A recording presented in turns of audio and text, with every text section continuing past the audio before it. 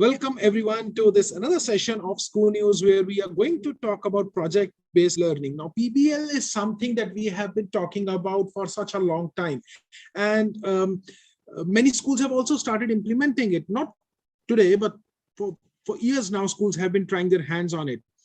School News took this initiative where we started about 3 weeks ago with this idea that let's talk about PBL in a slightly different manner, and let's not focus on just 1 or 2 hour session, but we have dedicated 9 hours of discussion to project-based learning. And today we are also going to talk about a different approach to this whole PBL, where we will talk about problem-based learning. And how do you bring in a problem into the classroom and then find a solution collectively, where any one single person does not remain as the instructor, but it is a collective effort, which is also the whole idea behind PBL. In last 2 weeks that we have done this discussion, and you can all find those videos on the social media channels of School News. In the last 2 weeks that we have done the discussion, many interesting points were discussed. What exactly is PBL? What are the strategies? How to implement it? What kind of challenges do we face? What kind of challenges do teachers face when they have to implement? And what kind of challenges do management face? What are the ideas that can be implemented? Do we require teacher training? If yes, what kind of training is required? So much of all this was discussed, and today we are going to take it further to the next level. Ladies and gentlemen, my name is Vikramjit Singh Ruprai. I am one of the teacher trainers associated with School News, who is trying to bring in a revolution.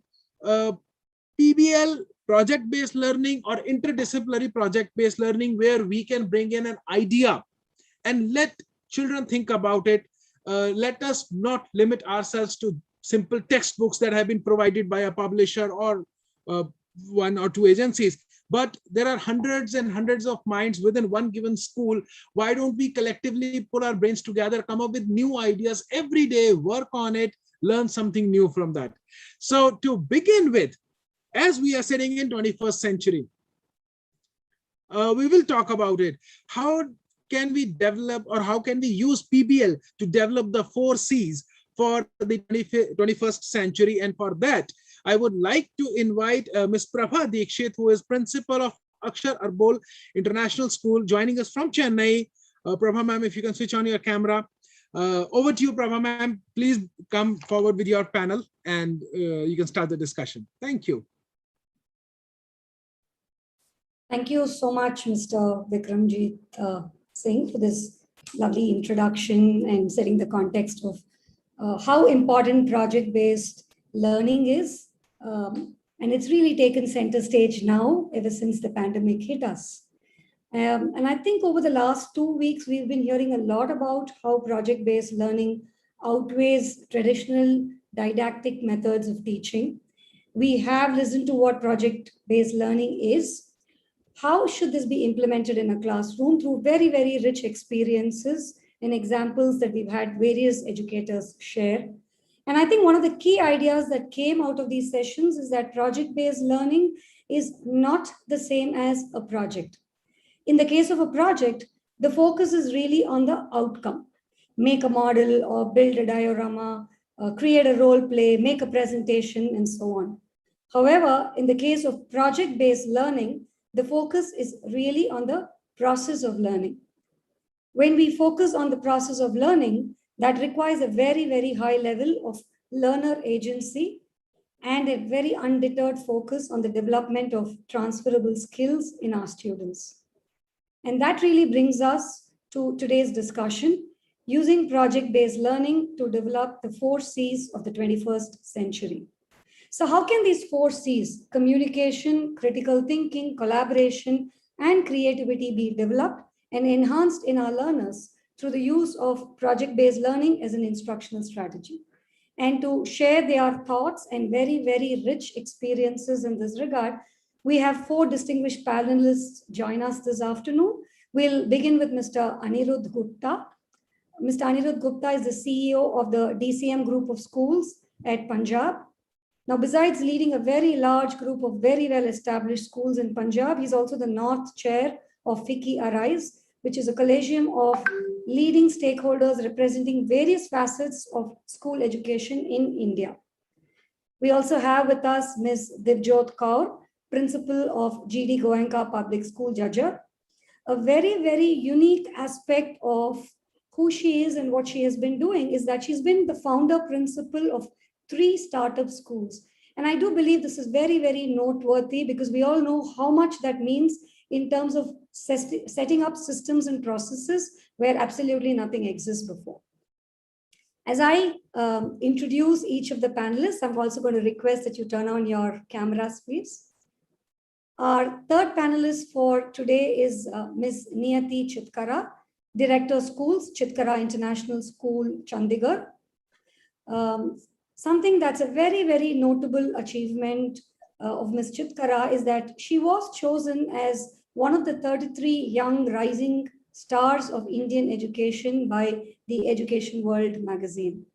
And our final panelist for this afternoon is Ms. Lakshmi Venkatesh, the head of school of Prince Public School from New Delhi. I think with a lot of that rich experience that Ms. Venkatesh carries with her, something that's very, very important and special that she's working on currently is a project where she's involved in building the local community along with education for very, very impressionable first generation learners. So that is absolutely really the tip of the iceberg of the vast experiences that each of their profiles contain, but that will really give you as the audience a peek into the kind of very, very diverse, rich backgrounds and experiences that each of these educators come with. So with that, we will begin with our first question for today. And what I would really like to pose to each of you at this moment is we've heard a lot about one of the most salient outcomes of project-based learning as an instructional strategy being the development of skills in learners. Now, the skill sets that these children come with when they are engaged in project-based learning, it's clearly something that's a very, very, very often experienced results that many educators speak about, right? So if we begin with that end in mind of these skills that children will have developed because of having engaged in project-based learning, right? Now, what does this actually look like in a classroom? So when we talk of communication, critical thinking, collaboration, and creativity, can you help us understand what will this look like, sound like in a classroom? What is it that students will say? What is it that they will do? How do we understand that these skills are actually being fostered and developed in our students? So we'll hear each of the panelists in a round robin fashion. So we begin with you, Mr. Gupta.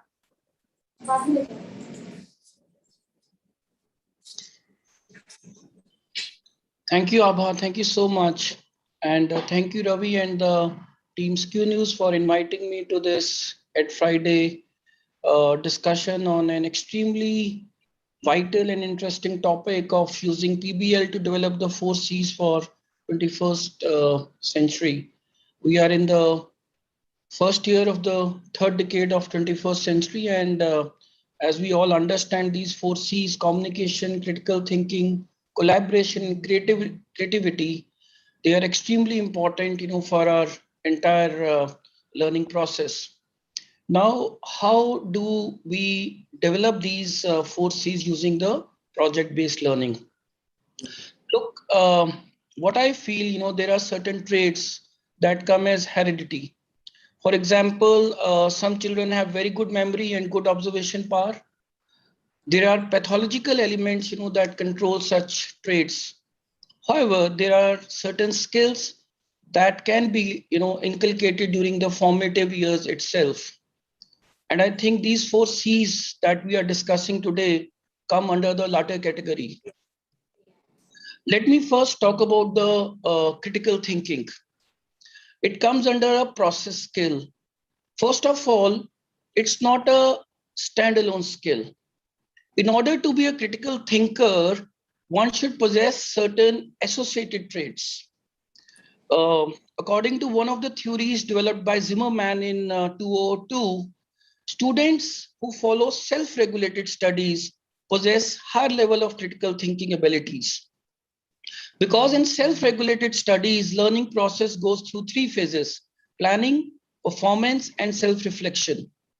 Now the question is of how we can observe it in students in a classroom setup. I think the simplest way would be that a teacher can form a small group of students and assign them a topic. This can be done after a specific concept is being discussed in the classroom.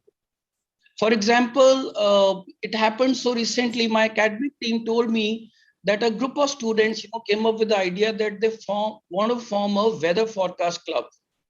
This idea came after heavy rains had lashed out in our area, causing a lot of disturbance and a lot of damage. So like the group of students along with teachers, they formed a meteorological club wherein the students gathered information from various sources such as newspapers, news channel, and other sites. So they started their activities based on the information gathered from above sources, followed by deliberations within the group, and they'd sent out its first weekly forecast. So obviously, the reality was slightly different from what they predicted. This phase is extremely important in self-regulated learning process.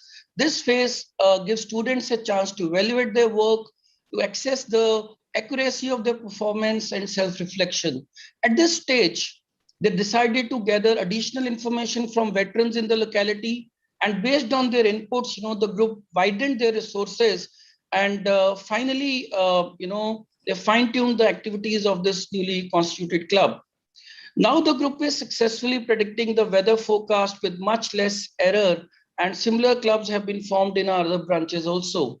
So the steps in critical thinking follow the following order: evaluating, interpreting, analyzing, synthesizing, and forming arguments. So while successfully performing critical thinking, the other three aspects of 4Cs, will automatically come into play. So in short, such rubrics can be used to evaluate students' ability on critical thinking, thereby all the 4Cs in fact.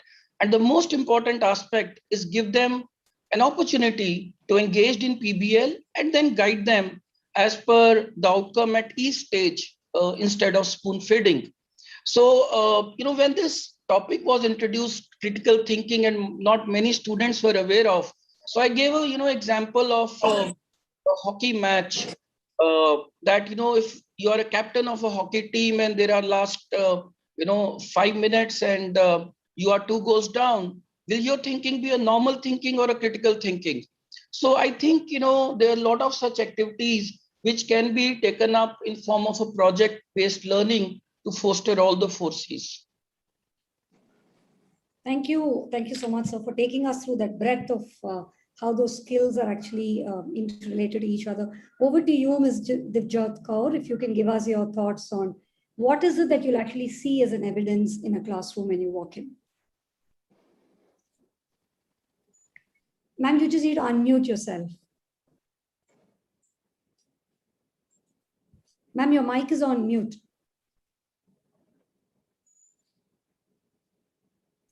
Okay, I'm sorry. I was saying that if I talk of the 4Cs in a modern classroom, they work in tandem. All 4 are very essential to any level of class group, whether it is a 3-year-old where the teacher manages all 4, or whether it is a senior group, which during the pandemic have now come to manage it technologically very well. All can be managed very well, and if if we are able to balance it, we are able to involve all sorts of learners in it, because learners are of different kinds. And if all 4Cs are collaborated together, we would have any project, any teaching encompassing the whole class. Nobody is left out. One is a good speaker, one is a good writer, another is good.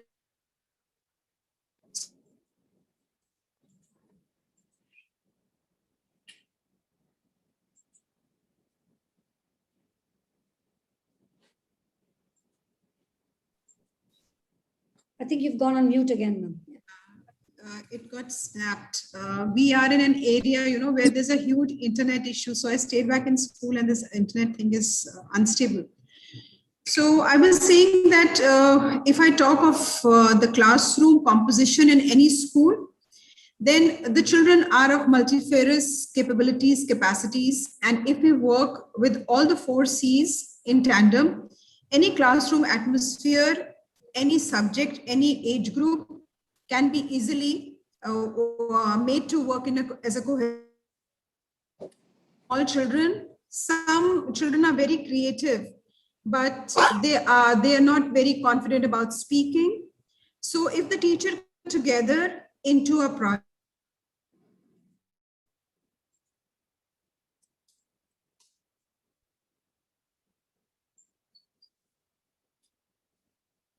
to be a problem. So if the teacher can get them cohesively together in any age group, the class topic given to them can easily be got across to them. Because when they work together as a team in a project, the product which is the end, the product which comes in the end has a combination of skills of all the children. The learning has taken place for all, and it has given them a platform of equanimity. They never feel left out. If I talk of very senior classes, the way the technology has got blended during the pandemic time, in fact, children who were slow learners or who were work shirkers, they could contribute in many ways. Technology made it possible with the online forums, with the research given to a group of children to work on. Each one could contribute. Somebody could go in for a blog, somebody could do peer review. So I saw that all children could come forward in a far better way. And then time management became so much easier, because in a normal class, what happens is a teacher is constrained with the amount of time she has at hand to manage all groups. Online, it became so much easier because class discipline was not the concern. Noise was not the concern. Time could be managed easily. Each of them were working. They were given a research topic to work on. And when they came together on a platform, they could share their views and things could happen faster. Thank you, ma'am. And coming over to you, Dr. Chitkara, for your opening thoughts on this. Hi, first of all, good afternoon, everybody, and thanks team School News for providing this wonderful opportunity. The topic is closest to my heart because I come from an organization that provides an educational platter right from playway till PhD. And the reason I'm talking about this is that at PhD level, we don't find creative problems. And hence the research element is missing big time. PhD level people tend to copy topics, eventually present a thesis with no differentiation, no significant investigation, and even the data is just for the heck of. So there comes the need of reconditioning schools. And hence, I pose a question to the audience. What if we create a PBL classroom? What if we create a seating arrangement and furniture where all the dead clubs of the schools, which are just using co-curricular as a base, why not those be added to the classroom? Why not our classrooms become our labs? We don't need classrooms. Good researches happen in garages. So you don't need infrastructure, you just need a temperament. And if the furniture setting is such, where all the, you have a big bang scientists sitting in one group, and then you have another group of all the literary people sitting in one group. Then you have another set of people, all artists sitting in one group, all designers sitting in one group. And what are you doing? You're adding creativity to your classes, you're adding communication to your classes, you're adding collaboration, and you're adding critical thinking. Now, what if your classroom has something called project skirting, where the best projects of the class are displayed? And it's a great motivation to the learners. And what if you kind of direct students on coming up with their own ideas? You have an idea box in the classroom. You invite them for patents. You help them in patent filing. You help them in coming up with pitches. You help them in coming up with fantastic results. And as an evidence, as ma'am, what you asked, there are a lot of evidence that you can get. Number one is data. Number two, results. Number three, excitement in the class. Number four, the product. The product is ultimate great evidence to know what the child has learned in PBL. Problem solving, presentations, examination papers, and you can come up with monographs and lot of stuff. So it's never ending. And to end on a note, the alumni of your school.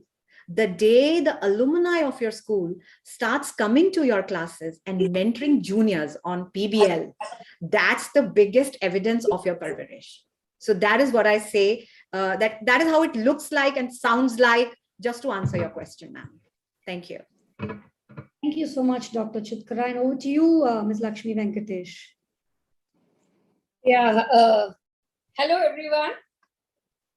It's in fact, I thank the organization for even considering us. I mean, it's always nice to forward your thoughts, because, you know, as our profession is, we all love talking. That's what it is all about. So anyway, I think this is an ideal topic to speak for me currently in the situation, like the kind of a school I'm involved in. This school caters to the first generation learners. It is in one of the mofusils of Delhi. So you don't, and the children whom I deal with, I have parents who do not even have never been, I mean, for any kind of a schooling. Most of them have a educated set of parents. I think it is wrong to even call them uneducated, but they send their children. It's a private school. They don't go to the Sarkari school. They send their children here with the aim that their child will learn something and would not certainly lead the kind of distressed life these people lead. They actually, it sometimes, you know, it chokes my also how they pay the fees. It is a challenge. So for these children where they don't have a backing of an educated parent, we all talk time a dozen, you know, so many methods and everything. But how do you educate a little child who walks into an English medium school where the medium of spoken language at home is pure Hindi and no other language? There is no mother to help the child. There is no mother to hold the child. And tuition is a very distant dream for such children. So in the current context, right, when we talk of all this, the project-based learning is the only method in which we can actually get across to these students. See, for y'all, it may be a fancy, but for me, it's a necessity for the school, because that's the only way we could survive and we could bring a change into the school. And for that, I thank the management, because they never into my revolutionary methods and certain things, I mean, which I think normal people would not. Because for us, it is not the result which is more important. For me, the child gets out of 12 has to be something employable. So when I talk of employment, it means skill. I don't even foresee a Wawa career in a Oxford or a Cambridge for my student. When my student pass out, I only feel, oh God, let him get a job, so that, you know, after that he goes through distance and somehow the other manages to graduate himself. That is where skill is very important. And when you pass out such children, what is more important is the 4 C's, very rightfully so, which is more important. Now, tomorrow, if I sit here and tell them, come on, sit and write a story, it is not possible for a child to sit and write a story. A creative writing is a big no, I think. And so project-based learning, I'll just give you a simple example. Prior to that, I will just shoot a question to all of you. Why did we all decide to be a teacher? Why did we? It's a big question. And how many of us, oh yes, we all talk, we like to bring the children to a certain potential, we would do, but how much of our own potential have we tapped? Have we as people heading the school, what kind of a learning have we promoted? Have we promoted a teacher-centered learning situation or a student-centered? For me, I'm telling you the truth, it had to be student-centered, because teacher-centered would be completion of syllabus, actually training the child to face all kind of exams, get an A grade and move ahead. A simple example with Summit All, I guess, like what we did during, and this is a true thing, when the nation went into a lockdown. I'm talking of a situation of a school where the parents did not even have money to purchase a mobile. I'm telling you the truth. Virtual classes, how can we say we will not teach these children?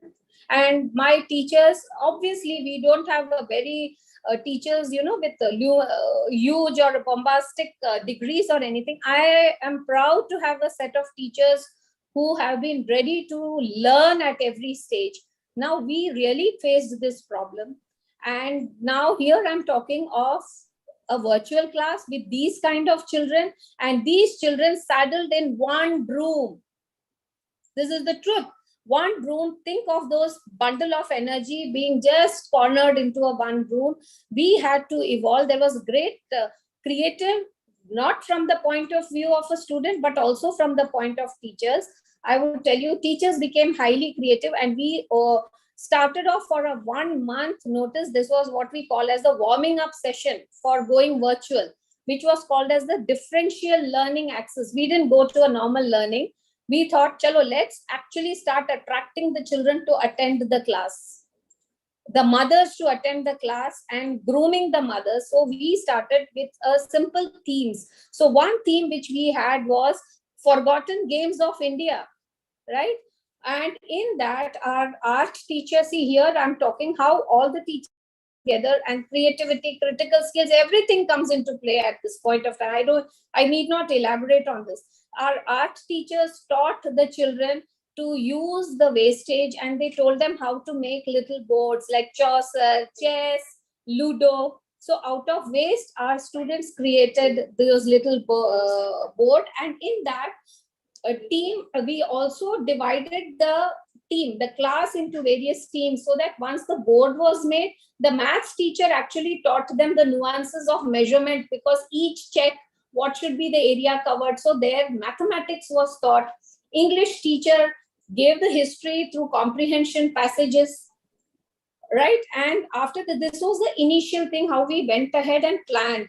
And then, of course, we had the social science teacher who was telling the children how to go onto the map and find out, like, these games, where all it was invented. So plotting them on a world map or a map of India. This was across from class 3rd to class 10th, we did that. And science, of course, was the coordination, the hand, mind, eyes coordination, that was also taught. So this was the planning stage for the teachers. Now, how the students perceived it, if you see, one is each child created a board out of whatever waste was available in their house. The mothers also pitched in. So when I say we did not just educate the child, we educated the community also, because the mothers also pitched in. They also made the board, and the games like Chaucer and all, which was forgotten, it got revived over there somewhere, right? And then collaboration, because we divided the class into various groups. So what happened, obviously, there was kind of an event which was happening, a sort of a match, we can say, between these children. So that's how we really pepped up the issue, and we realized that the children started enjoying. And you won't believe, their children, the parent also gradually started getting the mobiles. And for us, it has become a habit now. Whatever difficult topic is there, it is only through project-based learning. And right now, like, I would just say, like, tomorrow is Dhyan Chand's birthday, right? Major Dhyan Chand's birthday. Again, we have not said ki we will give you one, this and all. It is a complete project-based attitude, because our children need to know. They are very sporty. So we have evolved a lot of a project-based, and tomorrow we are going to show them the movie Virasat. After that comes from the movie, we are going to divide the classes into various sections, and we are going to have an inter-class match, virtual match. Children are not coming to a school anymore, right? So that is there. And obviously English, in that children are going to give their thoughts on Major Dhyan Chand. So obviously the communication skill comes to it. Here we stress more on spoken English, because these children, believe me, do not have anyone to speak in English, and there is no one to correct them either. So that is how, like, for me, I think it is the lifeline for me. So in a way, we are actually embracing the 4C, trying to embrace the 4Cs using project-based learning, because that's the only way we can do it. I mean, I could go on and on. I don't know, because of the time limitation, perhaps. Absolutely, ma'am. Yes. And we have a lot of ground to cover when we talk of skills and project-based learning. And I'm sure with all your experience, there's a lot of rich ideas that we can share here. we've heard a lot of very, very broad opening thoughts on how important skills are, how they take center stage. If we can just narrow this discussion down a little further, also given in the interest of time, we have only about 20 minutes to go before we close this discussion. And I'm going to come over to you, Ms. Divjot Kaur. Are you with us? Is your internet all right, ma'am? Okay, I'm going to post a question, and I hope Ms. Divjot Kaur is over here. So we've heard a lot of great examples as each of you spoke about what to look for and how really, looking at different project-based learning opportunities could give us ways in which we can develop the good skills in our young learners. Now, let's say we are talking to a teacher who's just about to dip her feet into this vast ocean called project-based learning, and she's just about to set foot in that journey.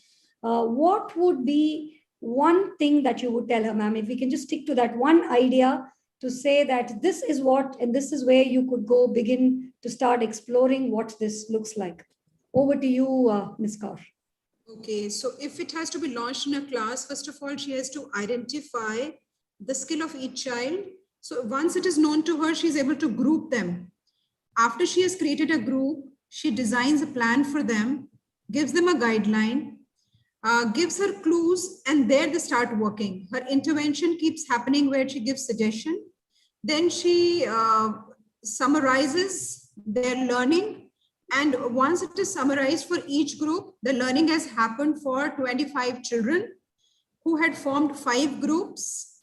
So 5 different kinds of topics have been covered within the same time period with 5 groups working together. So she can very easily amalgamate all of them together through her strategy.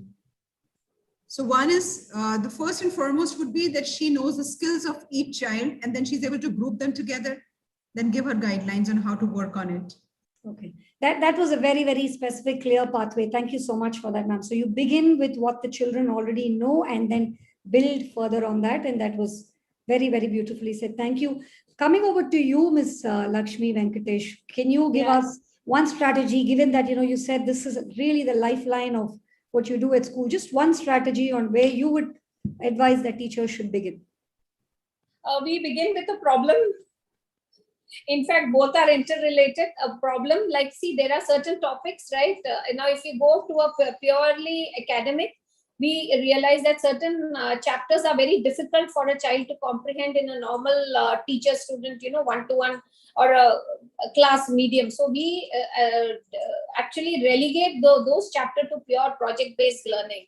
And from there, we pick on, and then what we try to do maximum is pick up the topic or a problem which is in existence at the current context. And then we build up, and here just to add more flavor and somewhere to make the subjects interlinked, we have made them to be interdisciplinary. The teacher sets, identify the task. So maybe it is not just the maths teacher who is addressing the particular topic, it is also the English teacher who is addressing the same issue. And now let us say something as trigonometry.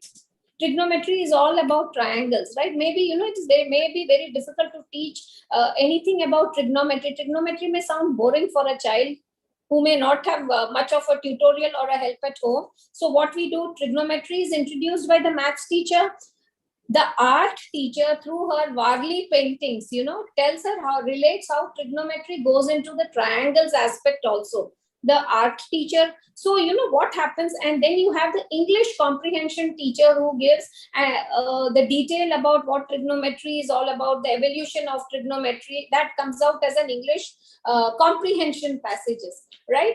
And what happens is the social science teacher, identifies the historical structures which has used, like, the shadow of a Qutub Minar. Qutub Minar is there now.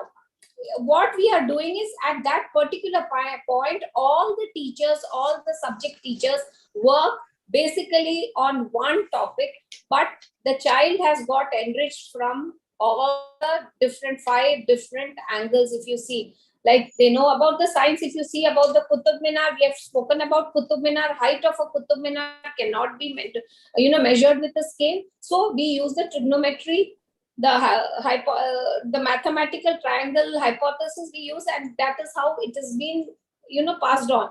And the science aspect comes into the trigonometry. What we do is, now since we have taken Qutub Minar, why it is red in color, so that chemical reaction. So somewhere the child starts relating, and then the application starts in terms of the shadow of a flagpole which is cast on the pool ground. So like that, many things are studied through these help.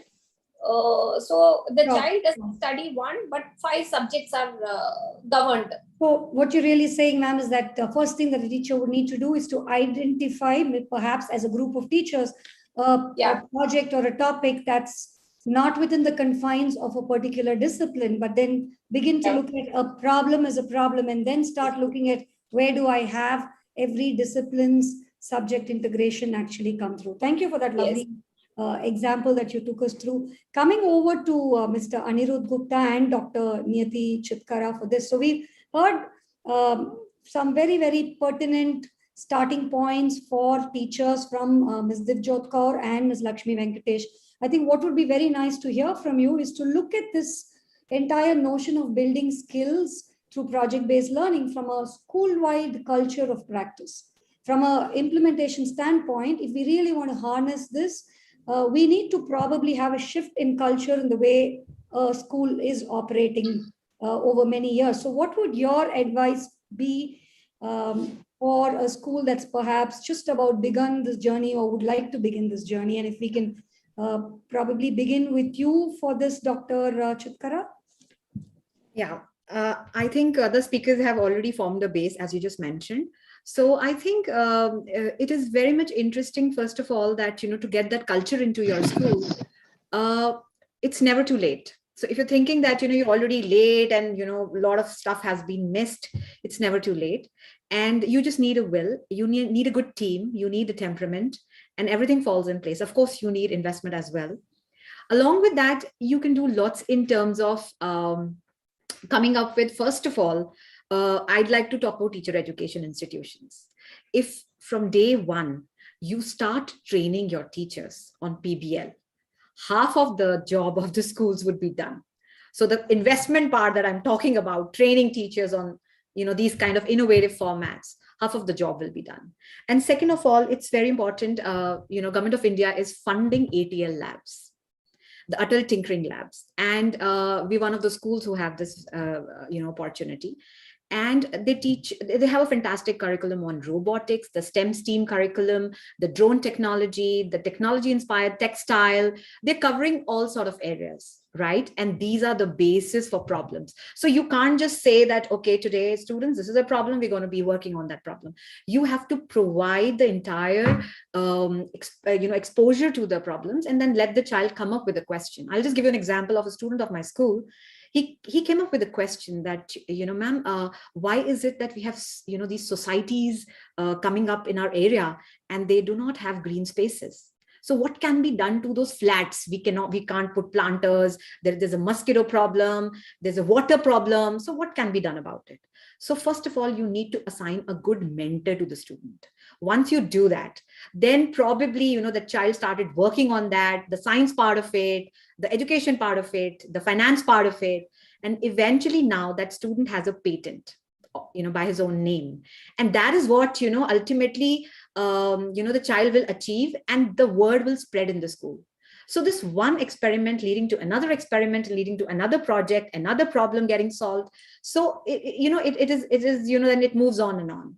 Hence, this is one thing, and industry collaboration is something which I really recommend, because the day industry starts hand-holding academia, problems and solutions will automatically enter schools. So I request industry people not to shy away from working with schools. You can handhold, you can come up with your problems. We can provide you students and the mentorship from the academic side, and let's go hand in hand. So that's one part of it. Environment has a lot of problems already. So we don't need to hunt, they're already there, right? So we can work on that part as well. And there are a lot of exhibitions which are free of cost from the government side. You have SCRTs, you have Inspire, you have Google Fair, you have all these kind of NCRT, the CBSE science exhibitions. They're free of cost. And they provide you that platter and framework to come up with a problem. So they will ask students whether you're interested in gaming, and can you create a game that solves a problem? So they provide a great framework for that, along with assessments. And it's absolutely free of cost.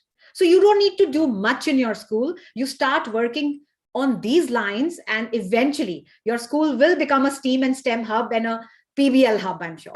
So that's my take on this.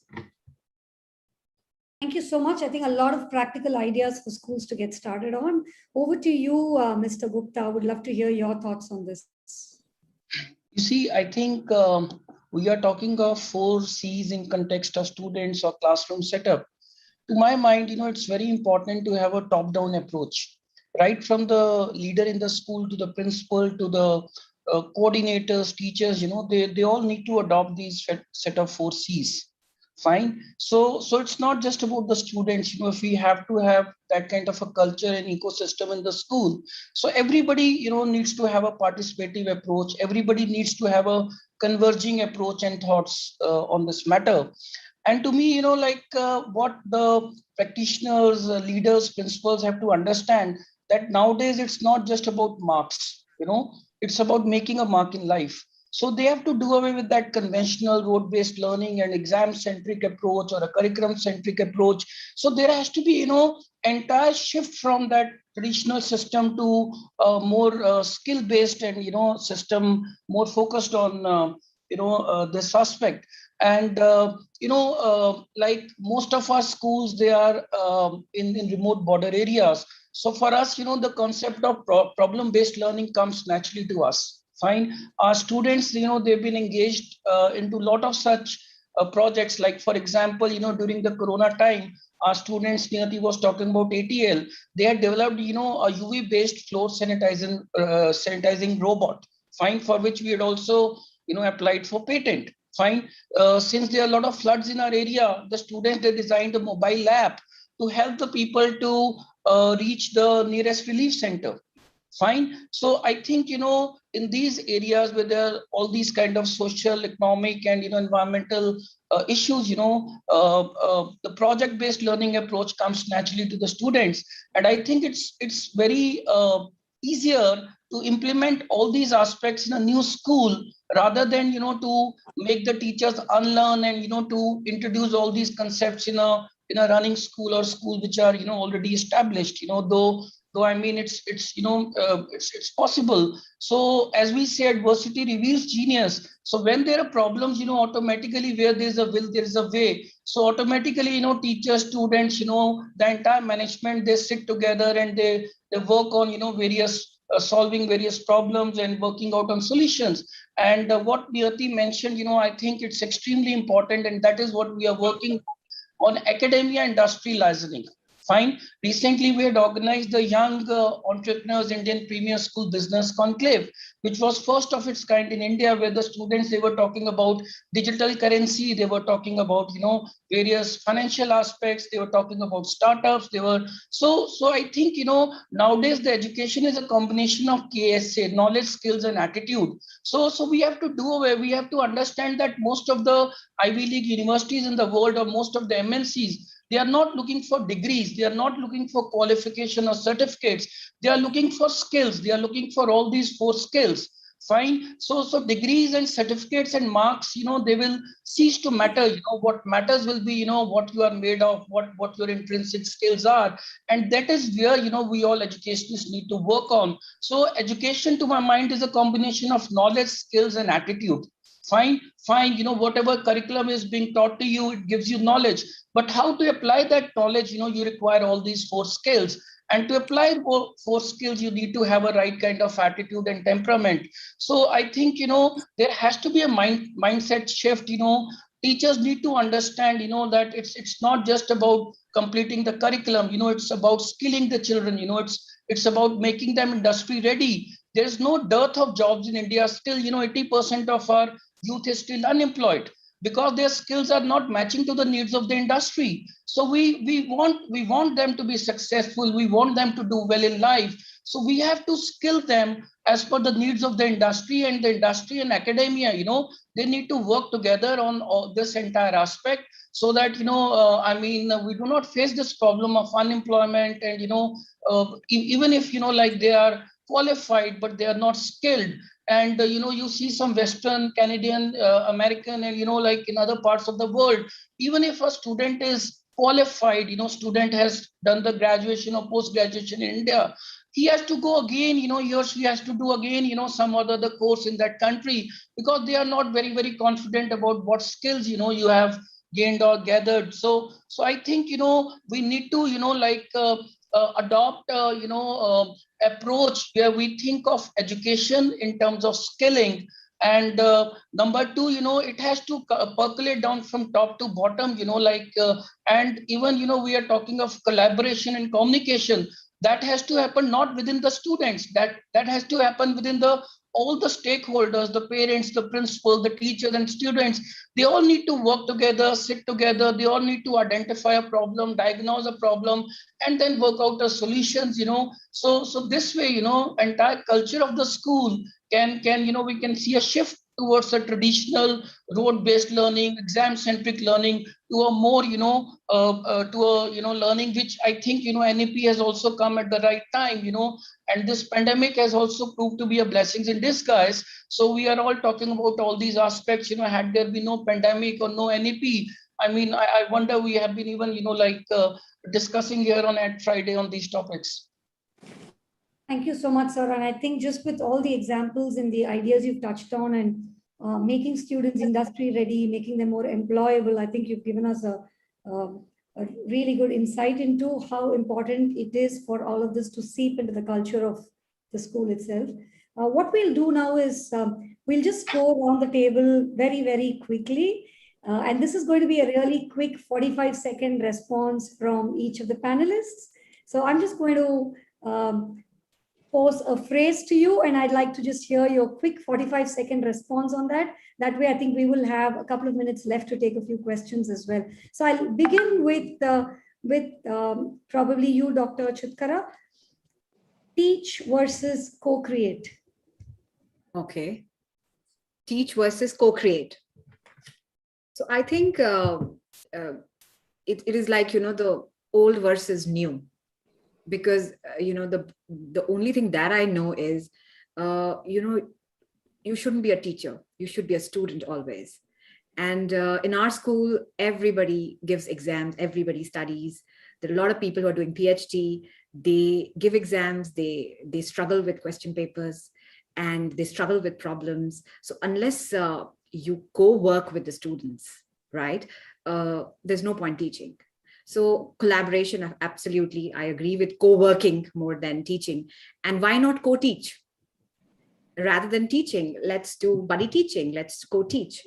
So that's my take on this. And if you want, I can also say that there are a lot of tools that teachers can co-teach and use. Could be newspaper, could be Dictogloss, could be linear programming, could be jam sessions, could be humor, could be brainstorming, could be flowcharts, categories. So lots of tools. So I think co-teaching is the buzzword. Thank you. The message is loud and clear through all the strategies you just told us. It's co-create. Over to you, Ms. Kaur. Process versus product. Okay, very shortly, if iceberg is the process, then the tip of the iceberg is the product, as they say. And learning is the process through pedagogy, teaching and learning styles, class management and different philosophies is the process. And the product is the test results. What happens in the end, what the children come up with, presentations, displays, models, all this has happened with the process which has taken place. And I believe that process is more important, product is not. That was a lovely visual you brought in front of us, the iceberg versus the tip of the iceberg. Thank you. Coming to you, Mr. Gupta, your 45-second phrase is pedagogy versus technology. Okay. So I think pedagogy and technology, they are complementary to each other. If I use a term from biology, so they must form a symbiotic relationship. Let's imagine, what would have been the scenario to the world of education during the past 18 months since lockdown on March 23, 2020, if there's no technology available. Fine. Had it been a communication lockdown, what would have happened, What would have happened to the learning of, millions of students across 190 countries? So while pedagogy helps a teacher in classroom transactions, which might vary from one teacher to another teacher, the technology gives them the support to deliver these pedagogical transactions through multiple platforms and modes. Again, which technology to use for what sort of pedagogical transaction is something I think the educators need to get trained on. So experience, the teachers must be able to take both hand in hand to excel in their educational career. And I think, I always maintain that nowadays it's digitize or perish. We can't think of, both of them separately. They have to go hand in hand. Thank you for that. So they're both important, and technology is perhaps more an enabler. Oh, yes. Oh, yes. Well, absolutely. Thank you. And coming over to you, Ms. Lakshmi Venkatesh, your phrase for a 45-second response is skills versus content. Obviously, it is skill, because skill is going to generate the content later. All right. And I think I would not like to stress much on that, because without skill, content, it doesn't hold meeting. Content is always born out of skill. And I would just like to end with that quote of Ben Franklin, which I hold it quite dear. Tell me and I forget. Teach me and I may remember. Involve me and I learn. So through the skill, all the learning is only, because ultimately, end of the day, it is the skill which matters. It is not the content. You may have much of a content, but if there is no skill, you're not an employable person by anyone. Even if it is your own home, without skill, you are just one of those furnitures. That's all. Absolutely. So the skill it is obviously it's a skill over content. So we could say the skill is the destination. The content is our context, which will help us build skills. Yes. Thank you so much. Those were very, very quick but very deep responses. We probably have time for one question, and I think one important question that's come up here on the Q&A window is the idea of assessments. Now, how does that happen when we are focusing so much on skills through project-based learning? And if I can perhaps quickly come over to you, Dr. Chitkara, and can you give us perhaps one quick example from how you handle that at your schools? So first of all, you don't need to go in for conventional exams. There's just not one format of exams. There's something called open book exam, right? And the books are open. The question is extremely challenging, and it is problem-based. Now you open your books, you open Google, whatever, you're not going to get an answer. So that's one way to assess the student. Then revision through teaching sessions, where a 5th standard child teaches a 4th standard child. When you teach, you learn the best, and you get to know what's the problem and how to find out a solution. So that's there. Along with that, there are a lot of methods. There's something called queuing technique. There's something called sociogram. There's something called ink block test, picture projection test. There is something called unjumble the jumble. And there's something called Sudoku. There's something called the word association test, draw and describe, guess the lesson, mnemonics. Then you have DIY test, do it yourself test. And then you have spin the wheel. Then you have web of thoughts. Then you have find the way out. So there is no one way to assess PBL. There are a hell lot of ways. I just mentioned few, but the list is long and endless. Hope that answers.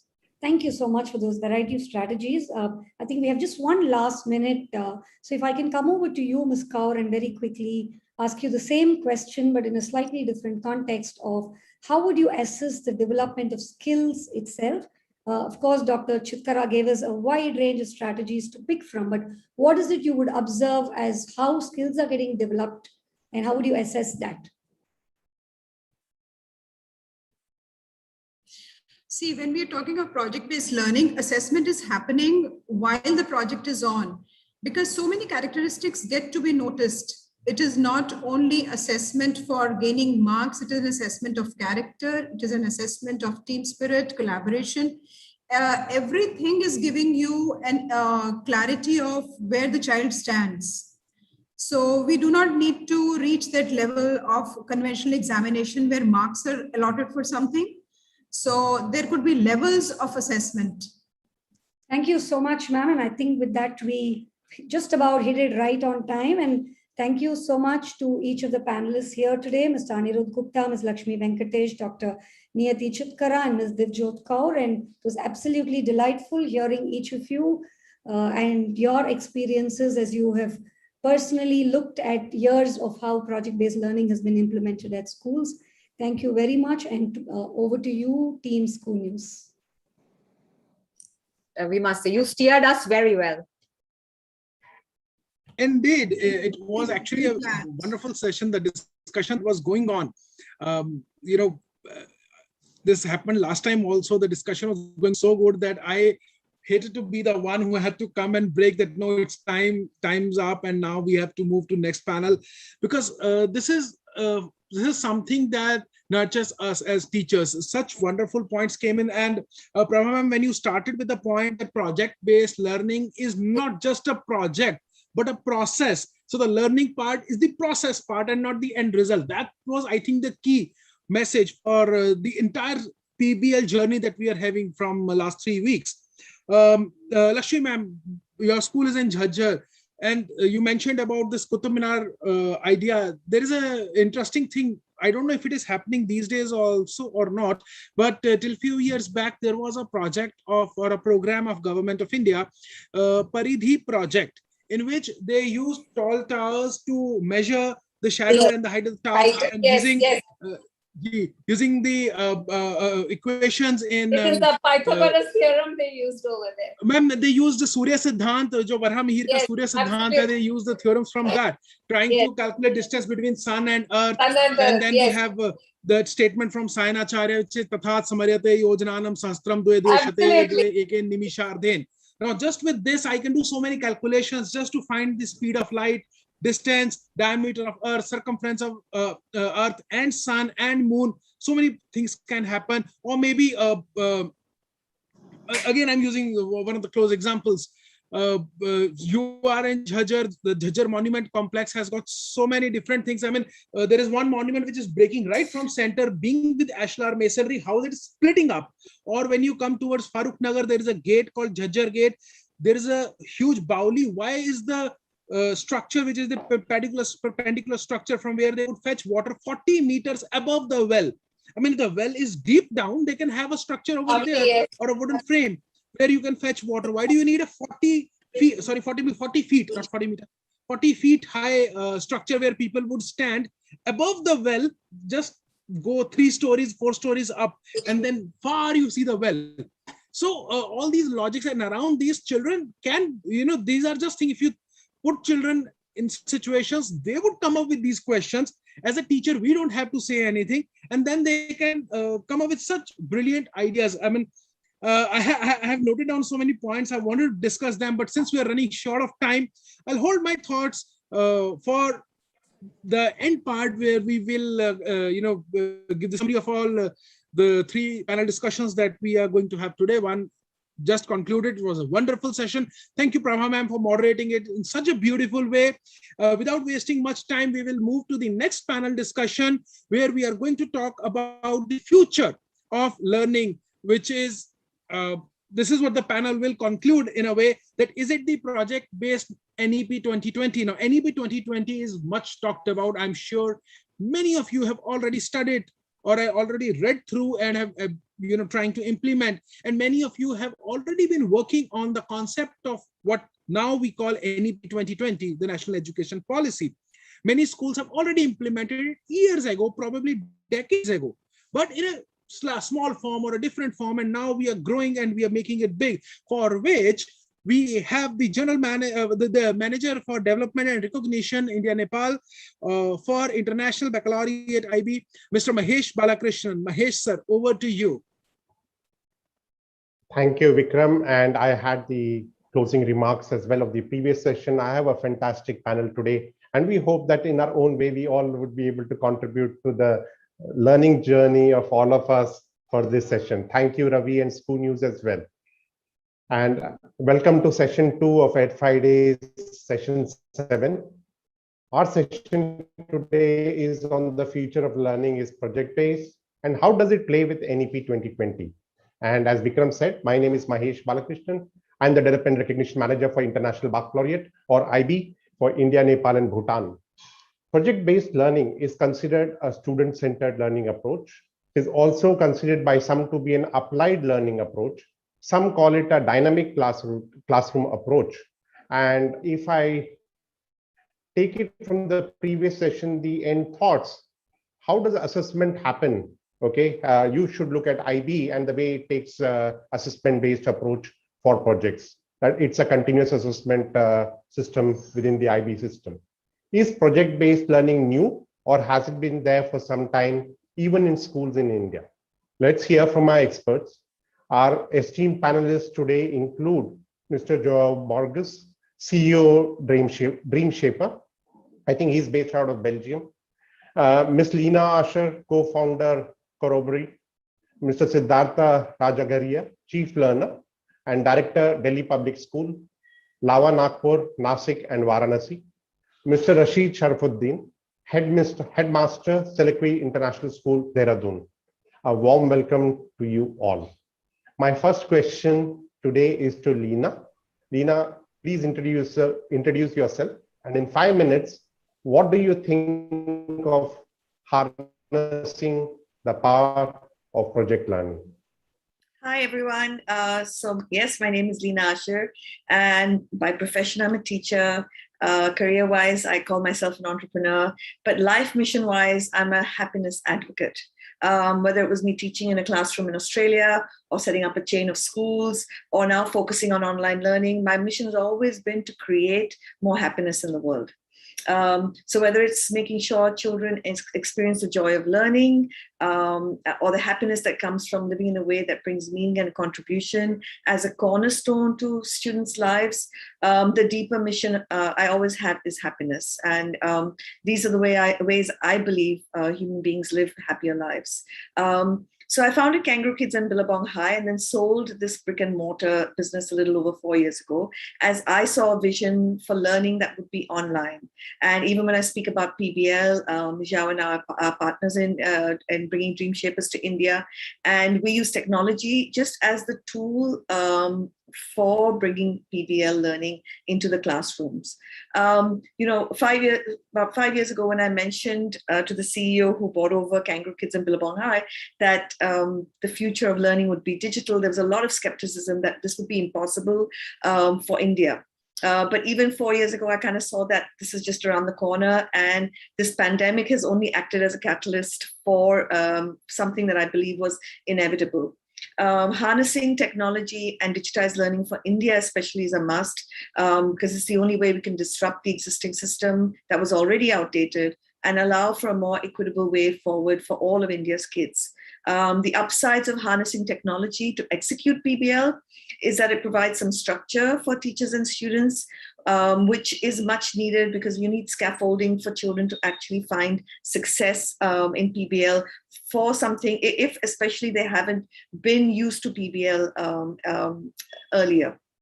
Another challenge we need to address, and the reason why assessments, keeps being asked as a question is, teachers in India deal with so much. They deal with so many students. They deal with so many corrections, and with so many administrative tasks that it's just become easy for assessments to be, multiple choice or true and false, or sort of one singular response, correct answers. And this is a primary reason why inauthentic assessments exist in India. And we need to find a solution around that, is because we've got such a huge population to assess. So testing is easier when you test it for the lower levels of Bloom's, which is memorization and understanding. And it is more challenging when you're trying to test it for creativity and synthesis. So the key is not in the idea. A lot of people in the previous panel have discovered have covered the powers of PBL. So the idea is not in the idea; it's in the execution. So many great ideas are there in the NEP, and many great ideas CBSE and ICSE have come and gone. Take the CCE for example, because the execution was not well thought through all the way. And PBL is only one of the tools we can harness to shift the way children learn. Niyati spoke about this in the previous panel, where she said one of the easiest things we can do to actually shift the way we teach and the way we learn is to have open book examinations. And one of the things we really will need to think about as a culture as a whole is the importance of autonomy for kids as well as schools as well as for teachers, because kids really will need agency and autonomy for PBL to be really practiced in its true sense. Zhao and I have done many sessions with schools showing them Dream Shaper, and some of the questions that keep coming back is their questions revolve around coverage of content, curriculum, syllabus, and assessments. And I keep hearing things like teachers should assign, we should give, we should do, and for PBL, we'll have to shift that. We have to shift everything because the future doesn't belong to people who have the answers. It's to people who can solve problems and can invent things. It also belongs to people who can identify that a potential problem exists, and that by combining this and this, a new idea, product, service can emerge. And Zhao will go into it through the Dream Shaper platform a little bit more, but we really have to, as teachers, educators, and as boards, be comfortable with a lot less control. At the moment, I feel we're trying to fit PBL and other aspects of the NEP around existing frameworks by tweaking existing frameworks. I would like you to hold your thoughts there. Very interesting, because my next question, I will come back to you on the NEP. Rashid, how do you see project-based learning in Selectqueen? And first introduce yourself. Good afternoon, Mahesh. Good afternoon, everyone. So I am a graduate from St. Stephen's College, Delhi, and University of Bath. I am what I would generally define myself as a quintessential boarding school master. I started at 21 at a Doon School. Stayed there for about 11 years, and I've been last 7 years heading Selectqueen International School. So our strength and weaknesses would be obviously different from what a day school would have in terms of implementation or even delivery of PBL. So at the outset, I want to say that the pandemic, of course, gave us the opportunity and chance to step back and look at how curriculum can be redesigned. And we do have 7 other day schools and 1 boarding school. So all colleagues last year, we got together and we more or less changed the entire curriculum design. So we looked at what would be the profile of a student be like, how do we achieve that profile, what would be the assessment like, what would be the classroom transactions like, where do we put focus of education.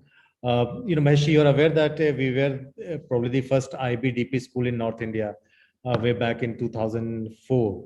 And since when, about 7 years back, we have given it up. But we are in the process of now reintroducing IBDP again next year. And it was very important that we look at how we bridge the gap between what we have in CBSE and what IBDP has to offer. So the curriculum design gave us the opportunity to look at the learner as the center of our focus. And we try to create pretty much what IMYP program or even IBDP program would be like in terms of learning steps. So now we have a curriculum which is of course student-led. It's inquiry-based, and we look at project-based learning as one of the most important part of it. While I would say that it's a interesting idea, and of course, as you said, that schools in India and abroad have been doing it much before NEP came into being, or in a sense that if IBDP came to India. But the central issue about project-based learning is about the training of teachers and the resources that come around it. And I think that is something that we need to look at. And also in terms of exam system that we have in place, how do we change that? All this will lead to then a different kind of intake in college admissions. So unless you change right at the top, which is how students make it to college, you're not going to pretty much change how the exam happens in India, or what happens in majority of the classrooms all around India. We are lucky in the sense that we do have resources and teachers to look into it. We have training program and resources. So it's important that when we create project-based learning, we should make sure that it's enjoyable. Joyful learning is what we call is at the heart of our education. And we looked at learning and assessment and the entire experience of being in a boarding school. I'm sure you're probably aware that for us, learning doesn't stop only in the classroom. In a boarding school, it goes to the boarding houses, it goes to treks and all the activities we do. It goes to engagement with the community. So whatever NEP has now envisioned in terms of skills, in terms of competencies, when I look back at Selakwe, we did start all that a few years back in terms of 6 C's. And we also added then our own compassionate, another C, which is what we call 7C, which is compassion. Pandemic taught us that. And I think it's important that our students, most of them do come from what we call upper middle class. They are horribly not so aware of what's happening around. But this pandemic did teach them, it taught us how life can be.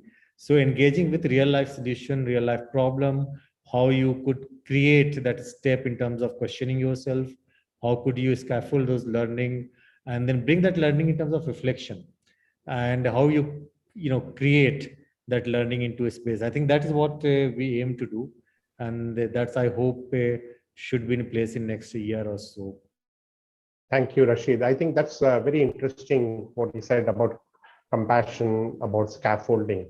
And I will take Lina's thoughts, and she's given a good preview to all of us about JAO. So over to you. Introduce yourself. And my question to you is, do you see project-based learning and experiential learning as same or different? Why and why not? Thank you. Hello. Thank you. Good afternoon, everyone. And thank you for inviting me to be here. It's a pleasure. And I'm João. I'm Portuguese. I'm based in Lisbon, which is not so far from Belgium. and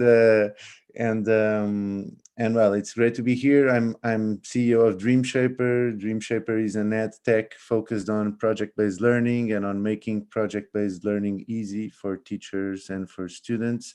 And so I'm really happy to be here and to be sharing my thoughts and mostly to have the opportunity of hear your thoughts and collaborate on this, on building this knowledge.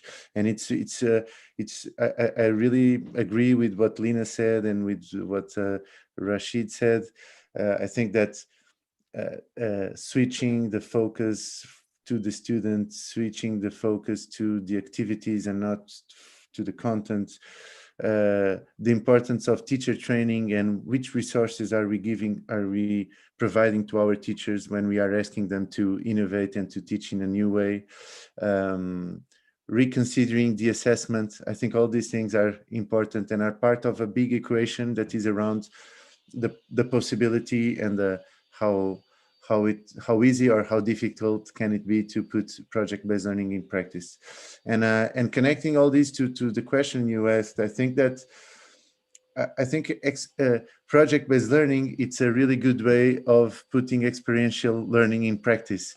So I think that the concept of experiential learning, that cycle that goes from reflection to conceptualization to connect to the real world and to have concrete experiences and keep that cycle, it's a concept in which project-based learning is an actual mean to put in practice. So I really believe that we are not talking about the same thing nor different things. We are talking about a way to put in practice project-based learning being a way to put in practice the concepts and the benefits of experiential learning experiences and real-life learning experiences.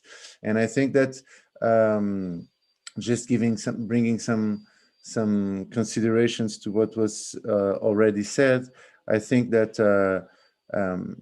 the big thing about project-based learning is actually, as in other active learning methodologies, is putting the student on the center of the process. And I think that nowadays, the students of nowadays, they need to have a hand on the way they are learning. They need to take decisions.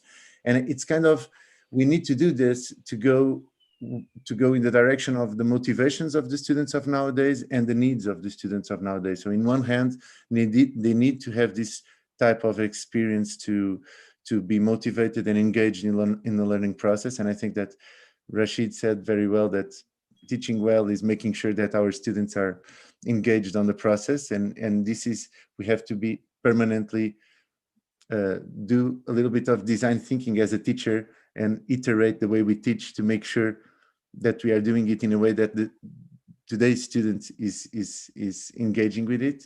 And project-based learning goes a lot in that direction, because students like to create, like to solve problems, like to build things, and like to produce content. And kids of nowadays are really into this type of creations, and I think it's really important. But in another hand, project-based learning comes with all types of experiential learning comes with the benefit of developing other skills and develop real life skills and 21st century skills. And I always like to remember that, like, time flies, but nowadays when we talk about 21st century, we are not talking about the future. We are actually talking about the present, and we've been on 21st century for a long time now.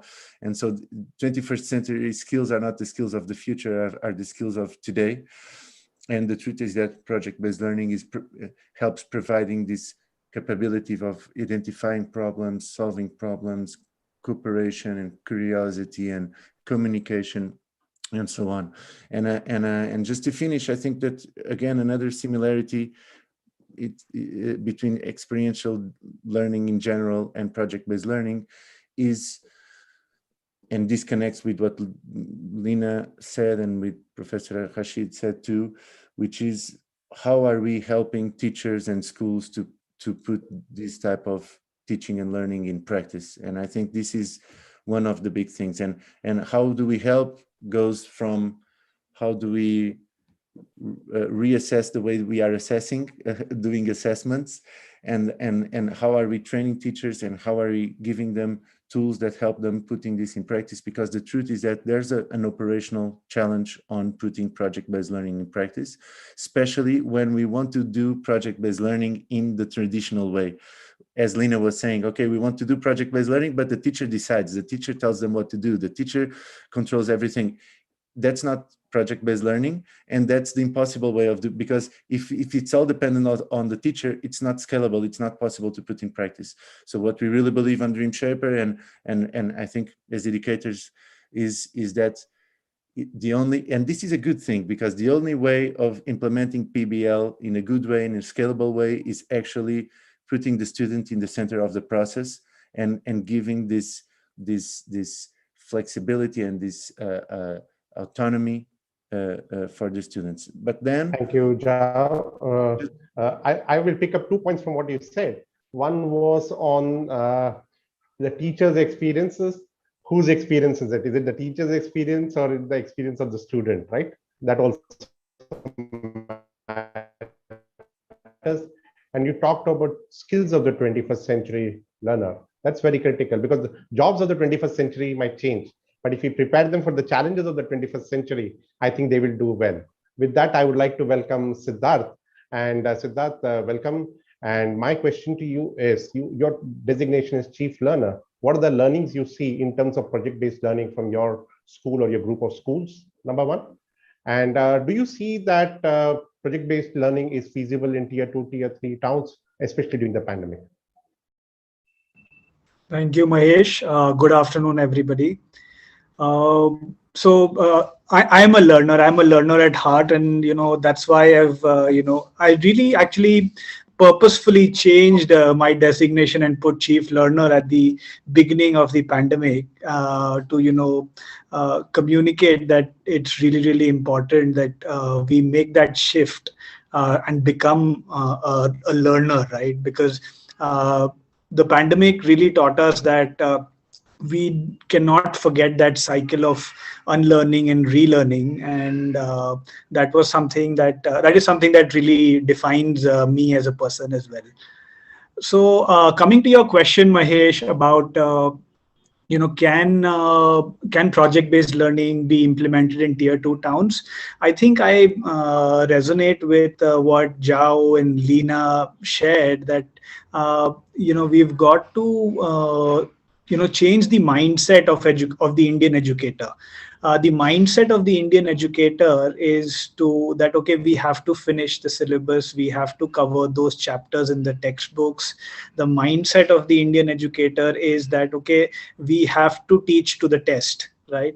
So we need to, because once that mindset is not changing and you want to bring in project based learning, you're actually just teaching the chapter with maybe the big question in close proximity, but you're not actually answering the big question, right? So you have to get out of the textbooks, especially at least for those learning outcomes that your project is addressing, if you're not taking it thoroughly. So that is absolutely. So I totally believe that in tier 2 towns it can be implemented, and with technology, with the pandemic coming in, it's easier because even in the tier 2 towns, we have training resources available. Earlier, the same training resources that were available in Mumbai or Delhi or some of the bigger towns were not available in a tier 2 town, or maybe they costed at least double because of the travel expense, or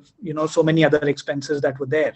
But now in tier 2 town, we can have the same training expertise available. Like, for example, we can have someone like Vikramjit come and interact with us sitting from Delhi and to any of my schools in tier 2 towns, right?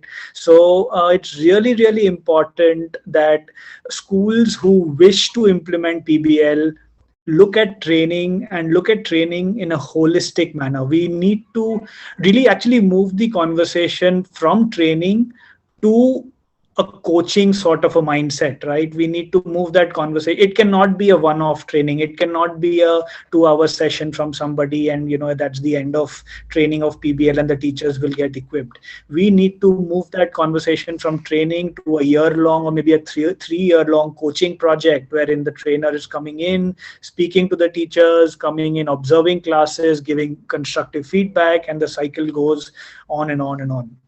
Right. So that is something I think, if done well, tier 2 towns can as well adopt the PBL process. We have done that. We are, with every project that we go, we are regularly innovating, we are regularly adjusting. And something that's really, really important, especially in tier 2 towns, while implementing project based learning, is to communicate strongly to your parent body, to your student body, making sure that the parents, the students, the teachers, everybody understand what is the why behind the PBL. Why are you implementing the PBL? Is it, so that's something which I believe is very, very important. I also reckon with, in the first panel discussion, there was a lot of discussion about problems, the real world problems that the students are facing in the local context, and taking those problems under PBL.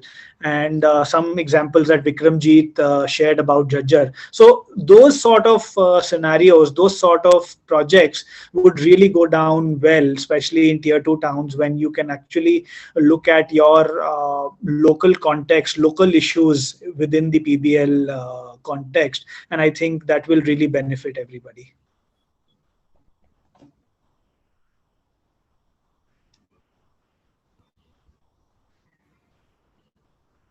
I think I'm on. Siddharth, that was very interesting. You mentioned about teacher training, teacher development and training. So my question to you is, have an approach where all your schools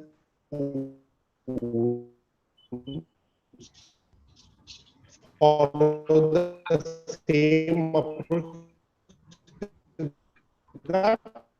That's my next question to you. Or or do you have an independent approach when it comes to teacher training as well as project-based learning? And second is, do you see of learning? Okay, is this my? No, it's not, Siddharth.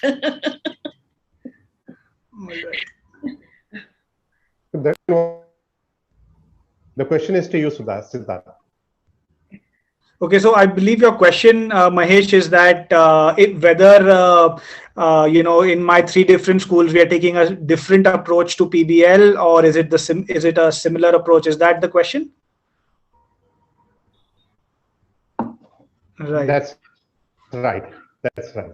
Right. So what we're doing, Mahesh, when we implemented PBL, we did a lot of training. We did extensive trainings on PBL. We introduced teachers to the concept. We did regular workshops, continuous regular workshops. But what we did not do was give them a clear project, like a defined project. Okay, this is a project, this is what needs to be done, go ahead and execute it. We did not do that, and I don't think that should be done as well, because like I think what Zhao said, that it has to be co-created, right? The project has to be really co-created with the students. So that will only bring in the student agency, which is, I think, at the heart of something like project-based learning. And also it will bring in the teacher agency, because if if it's like a complete top-down sort of an approach, and the teachers are handed in a curriculum to implement for PBL,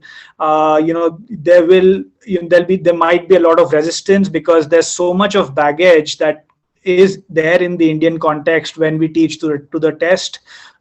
So it's really important that teachers, students co-create those projects. It's really important that that agency, that ownership of what we are doing new comes in. And when the ownership comes in, you cannot have standardization. So you can only have one of those two. You can either have standardization, or you can have ownership and someone who's really passionate about teaching, right? So if that standardization will come in, the passion will go out of the door. So I think that was something that we identified. We did make some mistakes while implementing. It is not a one size fit sort of an approach. We did make mistakes, but what we did well while we were doing these implementations with PBL was, at every step we collected data. At every step, we took feedback. At every step, we took the feedback from all stakeholders. What was happening? What did they like? What did they not like? And while studying those data, while studying the trends, we continuously made adjustment, and I would say are still making adjustments, because I think this is a never-ending sort of a journey. Because in this journey, the day you end, that day you will become obsolete, right? So you have to regularly keep on innovating. You have to regularly keep on looking for new and new answers every day, and bring that to the classroom. Look at the student experiences, and again the cycle of innovation and evolution goes on and on in this PBL journey. That's what has been my experience here. And because of this ongoing sort of a cycle, there will be a lot of motivation for students, because their voices would be heard. There would be a lot of relevance, because the local context would be taken. So I think that is something which is very, very unique to a good PBL implementation. Thank you. You mentioned about teacher agency. We talk a lot about student agency, so that balancing act becomes very important. My question to Zhao is, what do you think about project repositories? And do you see schools at some point of time reusing or recycling the old projects, or rather than continuously evolving and innovating?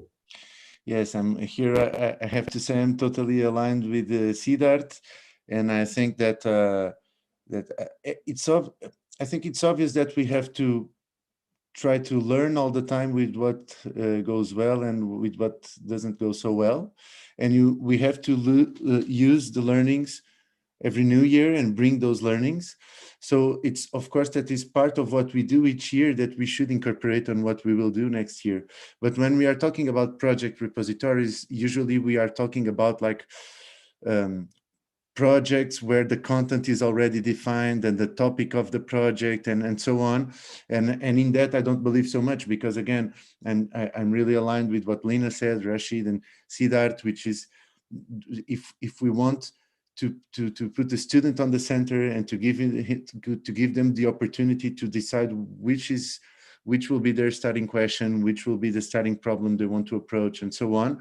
We can't do the same project every year. We can have starting question repositories, use past starting questions to help students think on their starting questions. So there are lots of things that we can reuse, but until the limit where we are respecting the new students' freedom and creativity and wills, because that's the magic of project-based learning, and that will be the necessary magic to have these new students engaged and enrolled on the process. So I don't believe so much on building project content-wise project repositories, let's call it like this.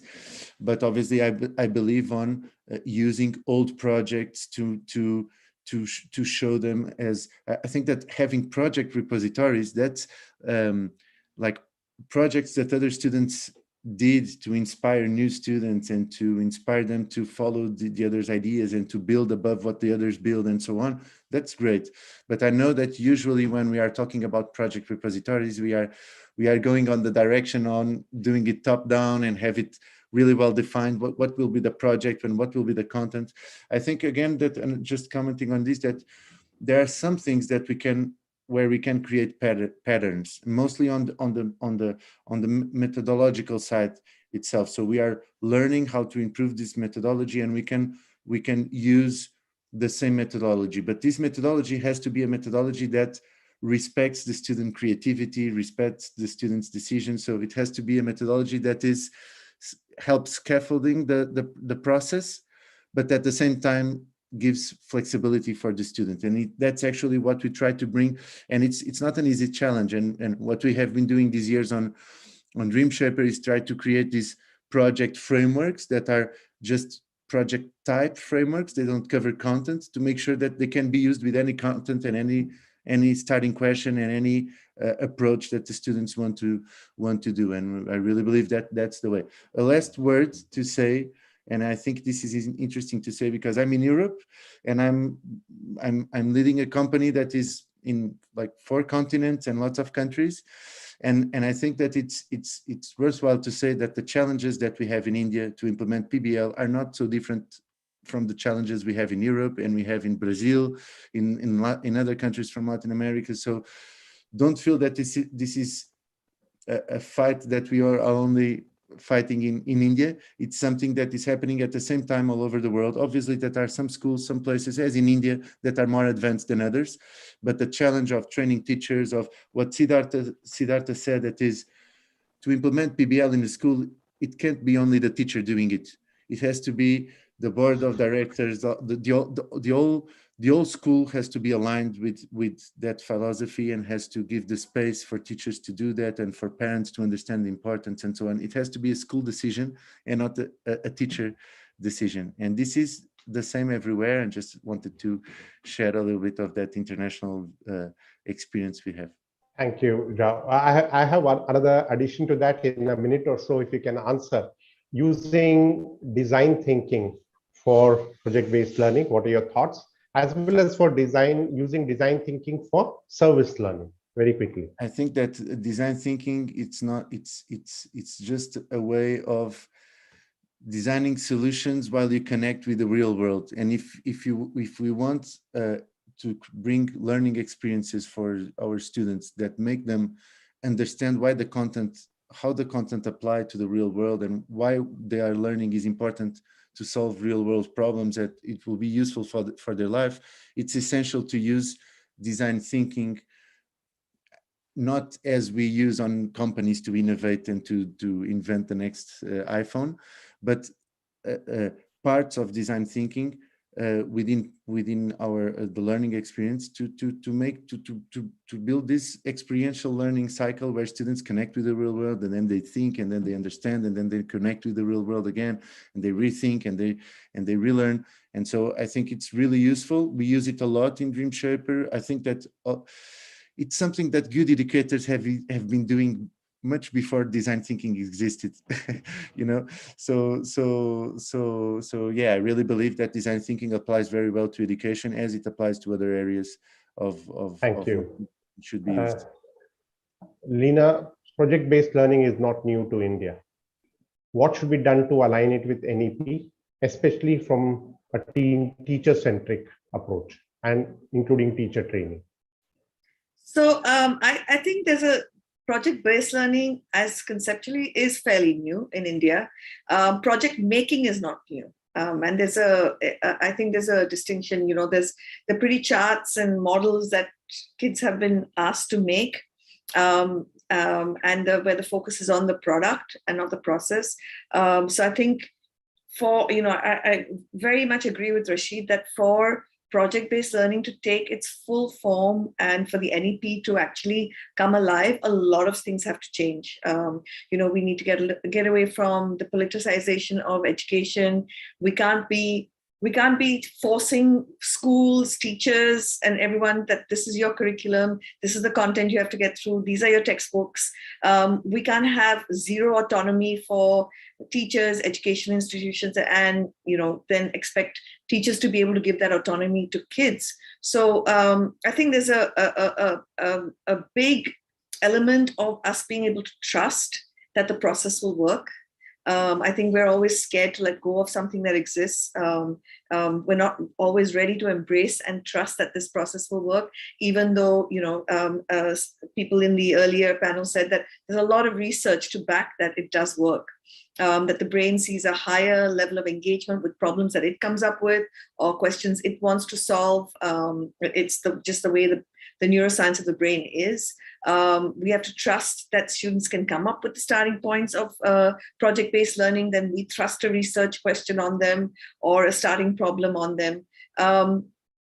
So I think as culturally, we'll have to change a lot. We have to shift the way we see achievement. The way we see achievement in our schools and outside our schools, it's largely been based on, when we see people we revere, it's people who've accumulated a lot of wealth or a lot of fame, a lot of trophies, a lot of accolades.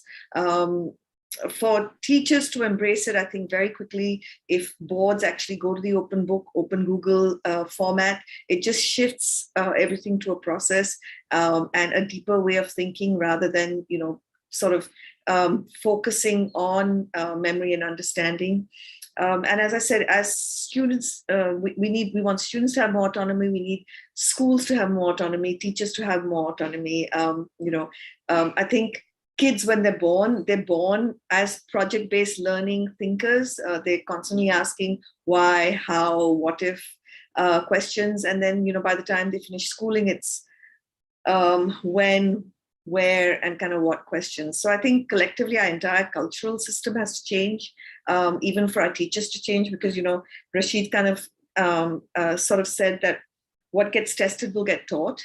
And we can't move away from that until universities have a different criteria for admitting students. That pressure is always going to be that, that top down. So yes, as Siddharth said, we need a coaching process for teachers, not a training teaching process. But I think till we culturally, and as Jao said, it's not just in India, it's all over the world, till we have that Harvard has this cutoff and we only want our kids to get into Ivy Leagues. I believe things are changing. I believe, I know of at least 2 people who are starting open universities. And I think that will shift a lot, but yeah, till then, we're not going to see it come completely alive. Thank you. Rashid, can you share some examples, couple of examples of PBL and especially the best practices and in an online mode?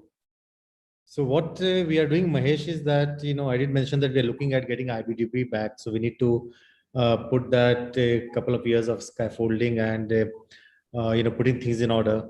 So one of the things we did was that we changed the old way of doing a lesson plan. So we started calling it unit of inquiries, where we'll start with an essential question. So we essentially what we do for any unit of inquiry, we'll put 4 or 5 essential questions. So that builds research and that builds cooperation, that builds a bit of a communication and teamwork into the class already. So that's the first way we do it. We work on Microsoft Teams. When we started this online process, we looked at Zoom, we looked at Google Meet, but we finally settled on Microsoft Teams because we thought that it has a much better options in terms of having resources online, having the support that one would need.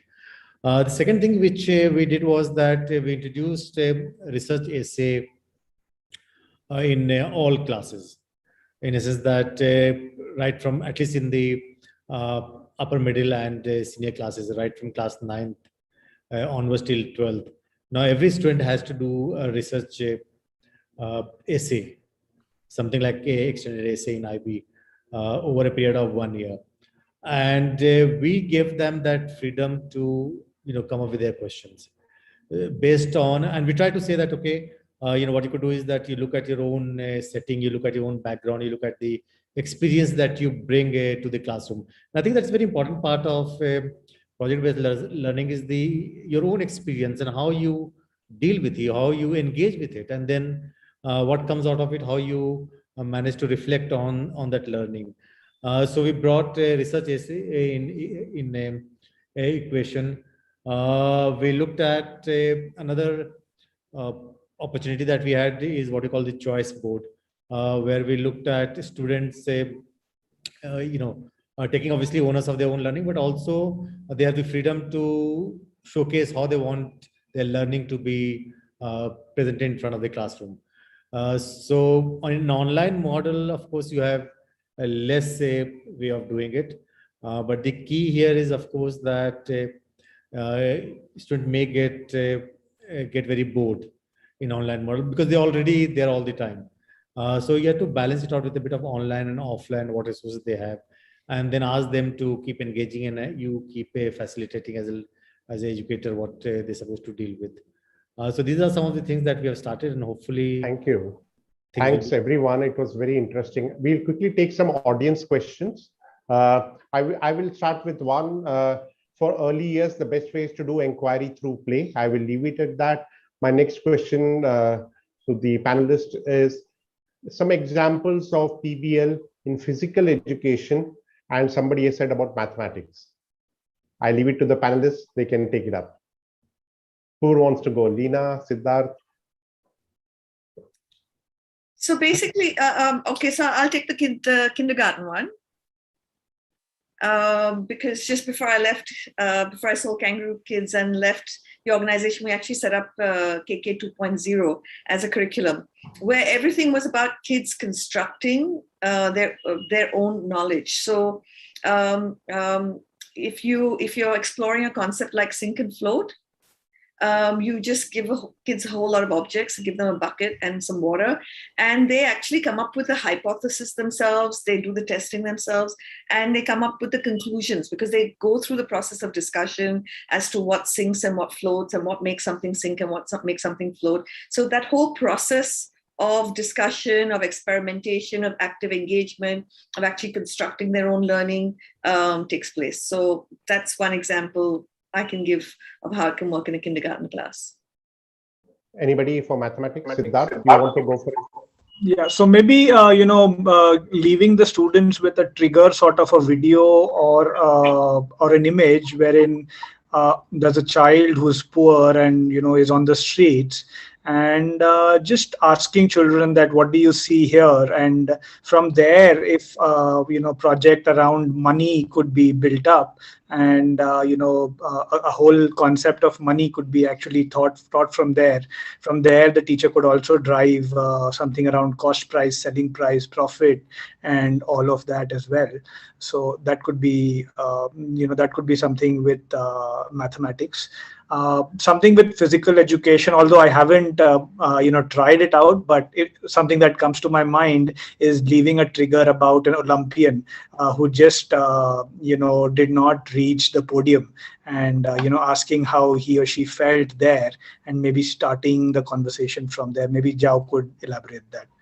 No, I actually have experienced something similar to the example you gave previously, but like just showing an image of someone suffering from obesity or something, and then asking them to build a plan on how this person could go through that problem and have a more healthy life. That will make them make a whole plan where they have to study important physical education subjects. Another example that I already saw would be building an actual entrepreneurial project, a business plan around something related to physical education, like a gym or a cricket training center for poor children or and so on. So different ways.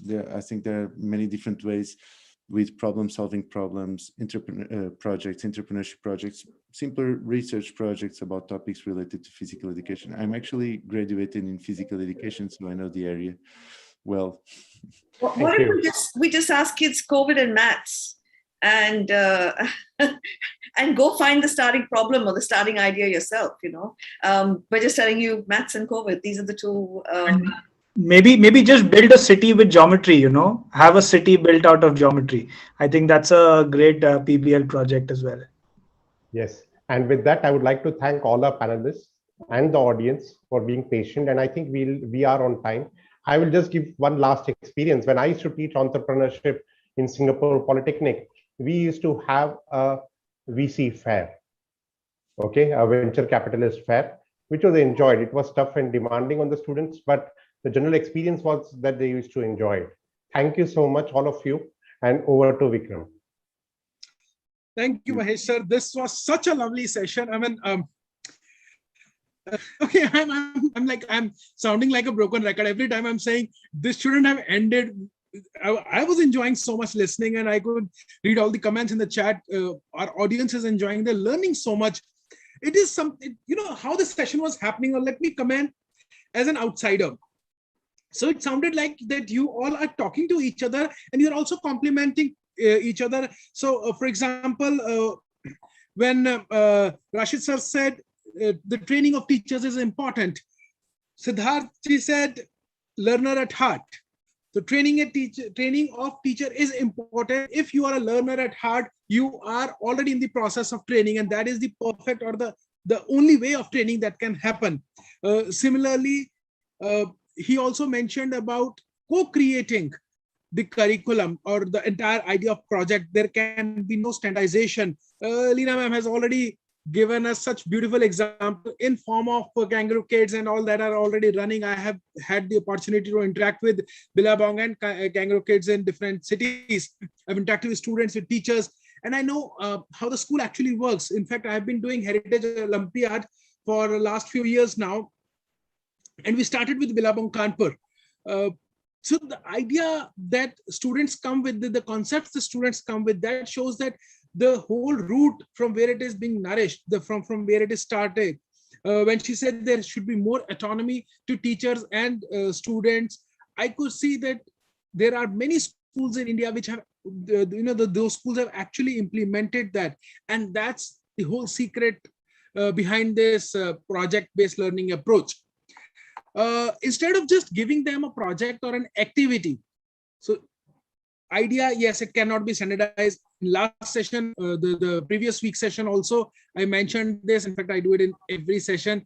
I use this very interesting statement that you cannot teach about snowfall in Kerala and you cannot teach about air conditioners in Ladakh.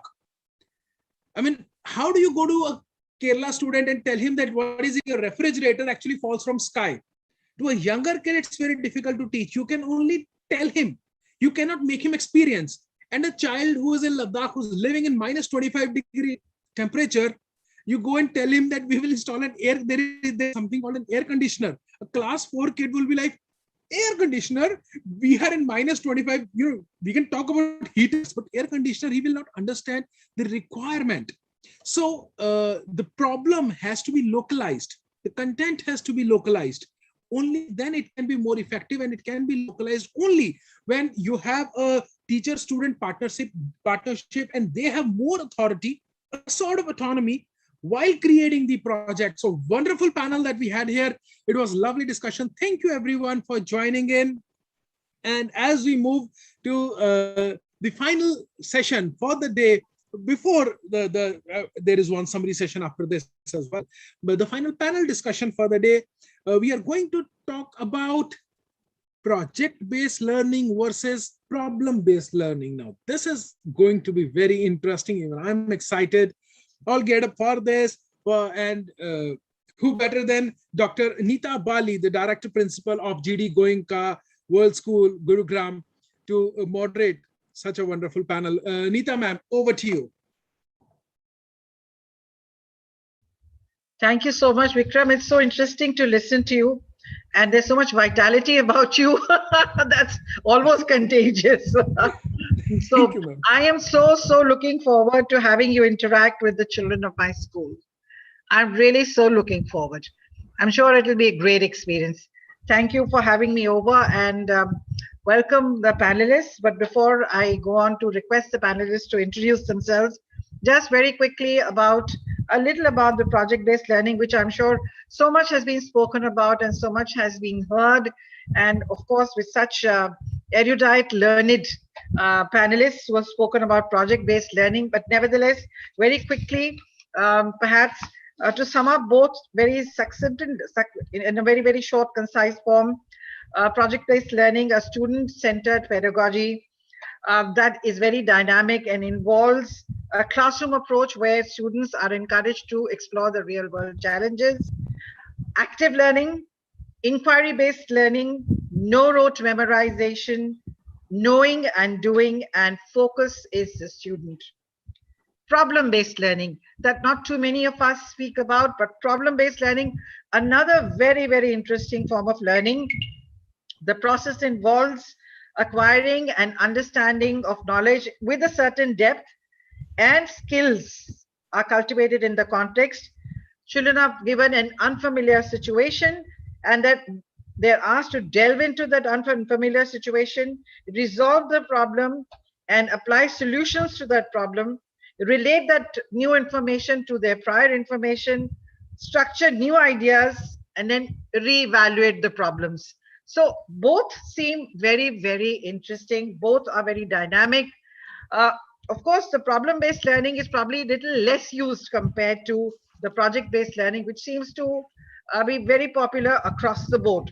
But I'm sure it's gaining momentum and seems very interesting.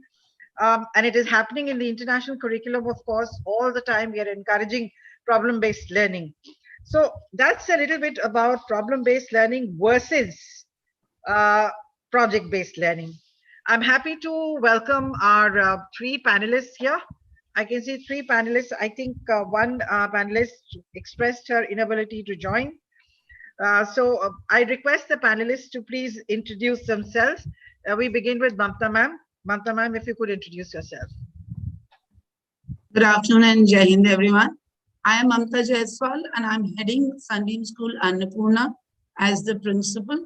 The school is actually a core branch of a big group, the Sunbeam Group of Educational Institutions in Varanasi. Thank you. Thank you so much. Thank you. You're most welcome here. Thank you. Let me go on to the next panelist, Dia ma'am. So good afternoon, everyone. I am Dia Bajal, and I'm the principal of Birla Open Minds International School, Lucknow. Welcome, Dia ma'am. And finally, we have Mrs. Pratima Sinha.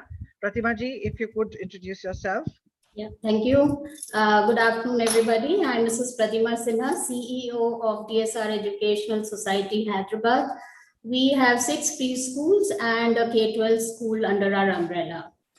And I think we are running the preschools pretty well, even though during the pandemic time. So thank you so much. It must be very challenging though. Yes, but, I'm sure it's challenging, but with all of you being seasoned educators, I'm sure you're doing a great job. So let's get on with the business of our discussion, so to say. I've just spoken about the project-based learning and a little bit about the problem-based learning. So let me take my first question to Dia ma'am. We already have spoken a little bit about the problem-based learning and the project-based learning. Which one do you think, Dia ma'am, is more self-directed? Which one of the two?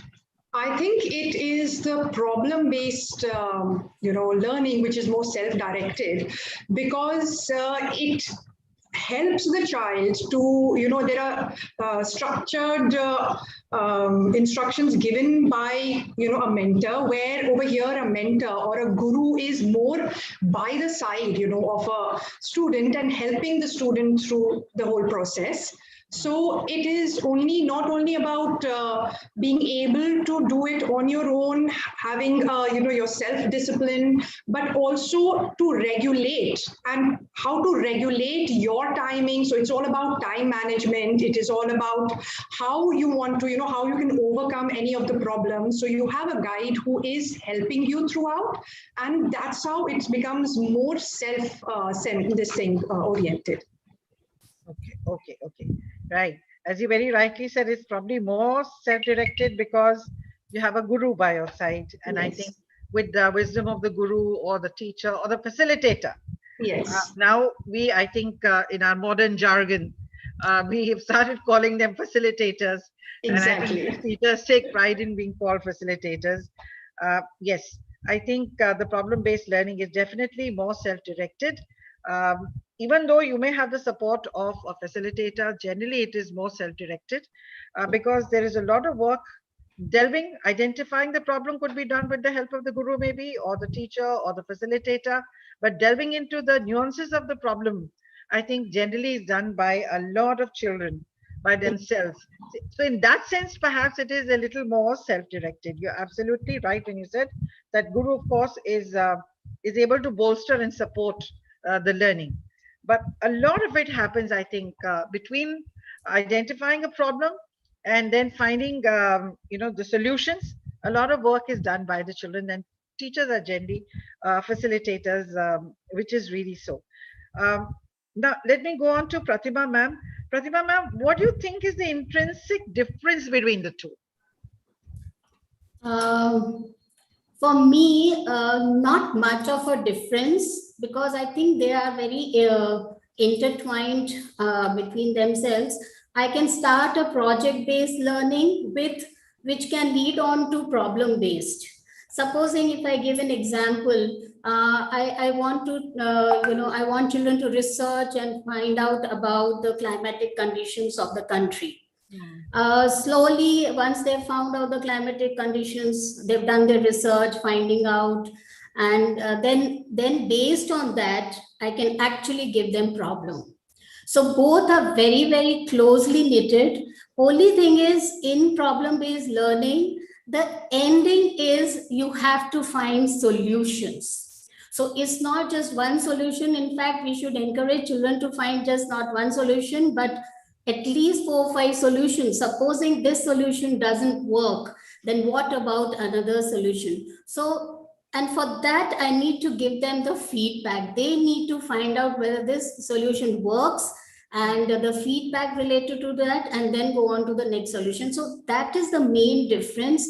In problem solving also, they are talking about, they analyze the whole problem, they synthesize it, then come with a solution. So it's a very, this way it is very different in the way they work around it. But basically when we talk about how it is used in instructional pedagogy, it remains the same. Very rightly said. I think when you said that they are intertwined, it pretty much depends on the facilitator. Some facilitators probably want to keep them apart, but perhaps those who are willing to experiment a little more may intertwine the two. Dr. Neeta, I'd like to add on. See, in my research project, if I'm just giving students that, research about the animals which are found in so-and-so, jungle, that remains as that. But if I want to take it on further, if you want to move on further, The learning process is going on. So I cannot just stop it there. I need to take it further. So actually, I should start with research and then go to the problem solving. So That right. is how the I process think the project can be the research, and then the further extrapolation can be the problem solving. Yeah, and so then the child solutions. researches, finds out, he has all the data in front of him, and then the problem should be given to the child. Yes, So that's how the process is. Yes, that is, I think you put it so well, that both are absolutely so intertwined. One leads to the other, and one should lead to the other. Why not? I think the learning should be so designed that it should come to a culmination and also reflection. Would you agree that it should also come to a reflection? What has been the outcome of my learning? After you come to a conclusion, probably also add up one more component, which is reflection. And for me, problem solving is much more important in today's scenario, because every day we are seeing teachers who are facing small challenges, and they're not able to take on the pressures of those challenges. So we need to actually make our children become independent and critical thinkers. So I personally feel problem solving is a better way of giving them that kind of independence to stand on their own feet, face the challenges. Absolutely. Let me go to Mamta ma'am, and my trigger for the next question is probably what you just ended with. So Mamta ma'am, what do you think are the skills learners can cultivate with problem-based learning? As ma'am said, she spoke about problem solving skills. What are some of the other skills that learners can cultivate with problem-based learning?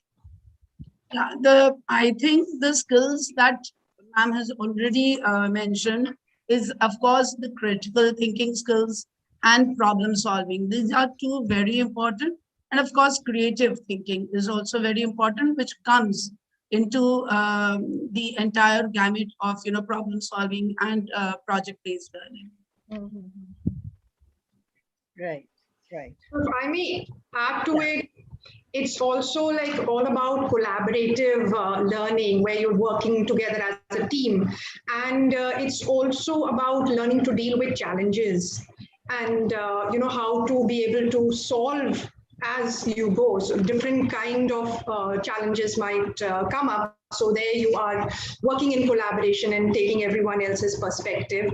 And it's also where, you have to do a lot of strategic planning. What kind of strategy will actually apply to a certain situation or a certain problem.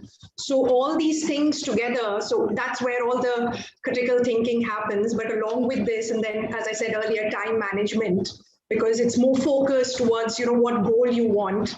So all these things, and also about, making, prioritizing. So knowing of how to, get to your goals.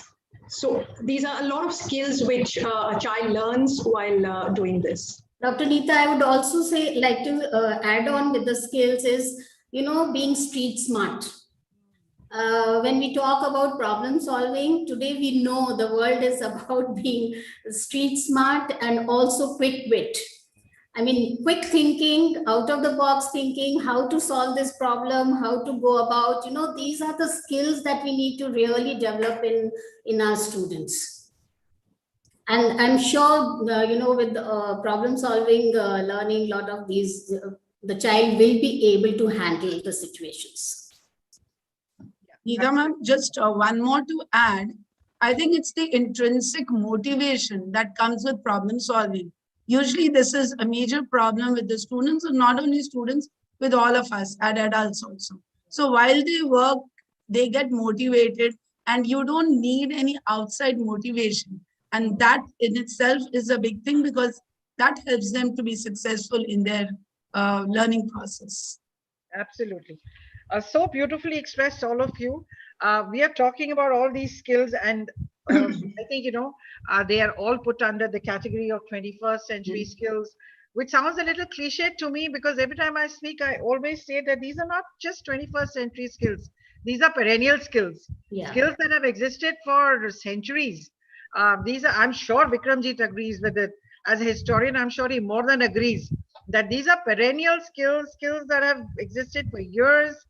People have used strategic planning in the time of the Mahabharata. People have collaborated. People have learned critical thinking skills, taking the right decisions at the right time.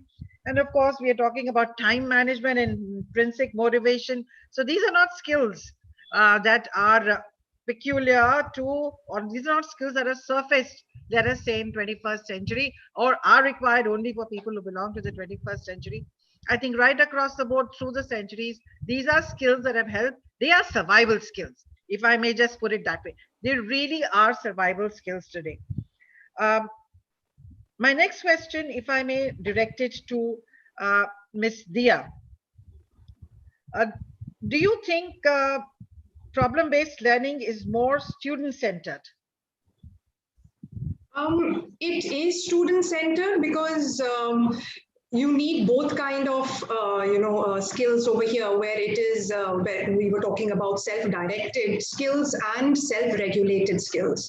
So once you have the more self-regulated skills, it becomes more student-centered because you have very specific focus and guidance of how to go towards it, and it gives you a lot of it empowers the student. So the student can use his or her own ability to be able to create, to be able to explore, to be able to communicate. So I definitely think it is student-centered. I think you're so very right. When I say student-centered, I was looking for that word, empowered. I think that's definitely probably the most significant idea behind any kind of problem-based or project-based learning, for that matter. The fact that they are not teacher-driven, that they are student-centered, and student is empowered. When we talk about problem-based learning, it is a student who's given a problem, asked to ferret out information, look for solutions, and finally, present the solutions, and then reflect on what went right and what went wrong. So they really are more student-centered. It is more student-centered and definitely leads to a lot of student empowerment. And today's day and age, I think that is more significant than just, we have to go beyond grades, because if you really need to make them people of substance, people of courage and conviction to survive in today's world, and more so after the pandemic, I think empowering the young becomes that much more important. So I really think, when we talk about problem-based learning, it is definitely more student-centric and empowers the students, definitely. Research says that students adopt a deeper approach while undertaking problem-based learning. Mamta ji, could you elaborate on that? In problem-based learning, the children are given a problem. It is like, just as you have a maze and you have the victim right in the center, and you have to find a way to it. So it's something like that. The children have to devise ways and means of reaching the solution. They also realize that not one answer is correct. There just can't be one solution. There are many solutions. So they learn to accept, they learn to also, collaborate with each other in the process, so that the output or the outcome that comes out is absolutely wonderful. And there are solutions. Children start thinking out of the box. Yeah. So, thank you. Pratima ji, would you like to comment on that perhaps? According to research, when students undertake a problem-based learning, they adopt a deeper approach compared to project-based learning? You're on mute, ma'am. I would definitely say yes, Dr. Neeta. I'll give you a small example of in our school about problem solving. Give me 2 minutes. Sure. Actually, our school is little on the outskirts of the main city. And because it's little on the outskirts, and Hyderabad actually is situated on Deccan Plateau, so we have a lot of rock formations. So we have, just across our school, there's a stone crushing unit. And they crush the stone, the rocks, and crush the stone and make cement out of it. And during this time, when it is active, the whole school used to be, there used to be a film of dust in our corridors and everywhere. And it became a major problem. In fact, we had to approach the municipality and every authorities possible. I used to send letters across and things. We gave it in the newspaper, and we finally we said, no, we have to give it to our students. And this problem of the stone crushing unit being active was taken. In fact, I had gone up to the pollution board also. It was taken up by our students. They did their own research, finding out. They went to the municipal department, they went to pollution, they took their own initiative of taking appointments from the directors of these offices, and they presented letters from the students, and finally they saw to it that the unit was closed. So I would say this is a beautiful example that I give every time about how we need to garner our students to take up these issues of simple problems that even we can't actually solve. So this is where I feel when we talk about how the learning is happening, I felt this was the real learning that happened with the students. So definitely, I will go in for problem-based learning. And let me tell you, Dr. Neeta, when I remember my daughter was in school, I used to make the projects for my daughter. So we used to call it actually parent-based education rather than the project-based education, because it was the parents used to make everything and present it, and the teacher used to give the mark accordingly. Because I think there were 10 marks or 20 marks based on the project that the child used to make. So if we are talking about that we want to do project-based learning, it has to be done only in the school. The teacher has to give the time for the child to research, go to the library, go to the lab, whatever it is, for making the collaborative work. If she's formed the groups also, even the groups which she forms has to have a multi-skilled students in it. One could be actually a presenter, the other could be an illustrator. So the teacher also has to be very clear of how she makes the group in the class. And this is where I would say would be the real project-based learning. If it is being given to complete it at home, I wouldn't say that it really works. But for me, problem-based learning is definitely at a higher level. In fact, thank you, Pratima ji. I think that's a fabulous example you've given. And I'd like to add to this by saying that both problem-based and project-based learning, as you very rightly illustrated through the example that you have given, needs to be made contextual. Because unless learning is contextual, I don't think it's that much more meaningful, because contextual and integrated learning is the need of the hour. Rather than learning as a standalone, concept, I think we need to have this kind of contextual integrated learning, because it helps the children to relate real life problems with their learning. And then the learning is there to stay, because a lot of schools, in fact, now, this is such a fabulous example, which you have given. What probably emerged or looked to you as a problem, I think you so beautifully converted it into a learning experience for the children, which I think is amazing.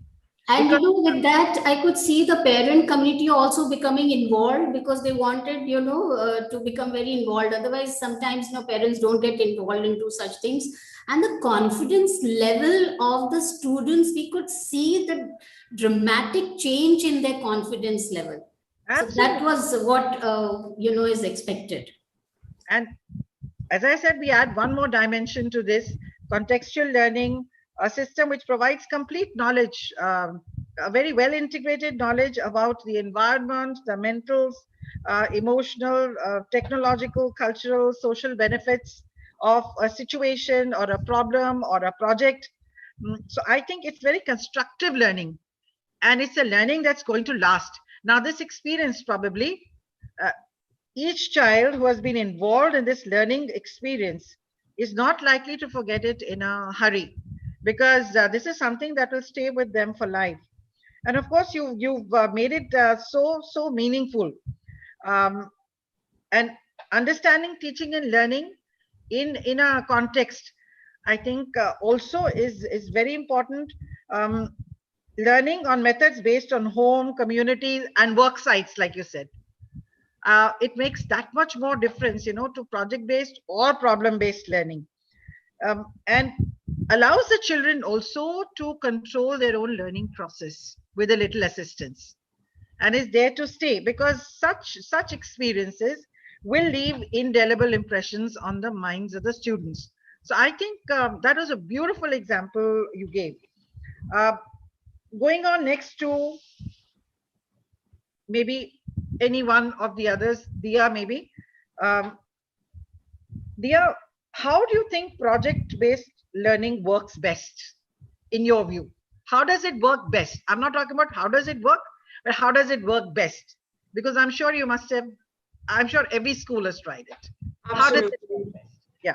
It works best when the students really understand and feel for it. When you really give them a concept, you tell them and you tell them to go and research and see what they can do about it. When they are deeply connected with it.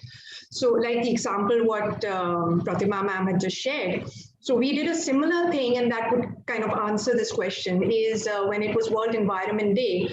So we wanted to, let the children know what can they do. We are celebrating World Environment Day, but what is it that they can do?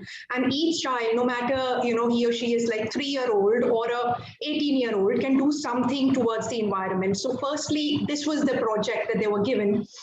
And each one was, thinking of ways in which they can, do something for the environment. And after them coming up with all the solutions, it was, so much of brainstorming. It was so interactive, though we had it at different levels. And at the end of it, we did a very simple activity, which was making paper bags. And I think all of us, when we were young in school, we would have made, that paper bag out of old newspaper. And this was something when they did that, they were very happy. So the smaller ones, the younger children made the bags with paper, and the elder ones made it out of cloth. So old, clothes and things like that. So the whole process, and they turned out something, here again, the creativity skills also come up.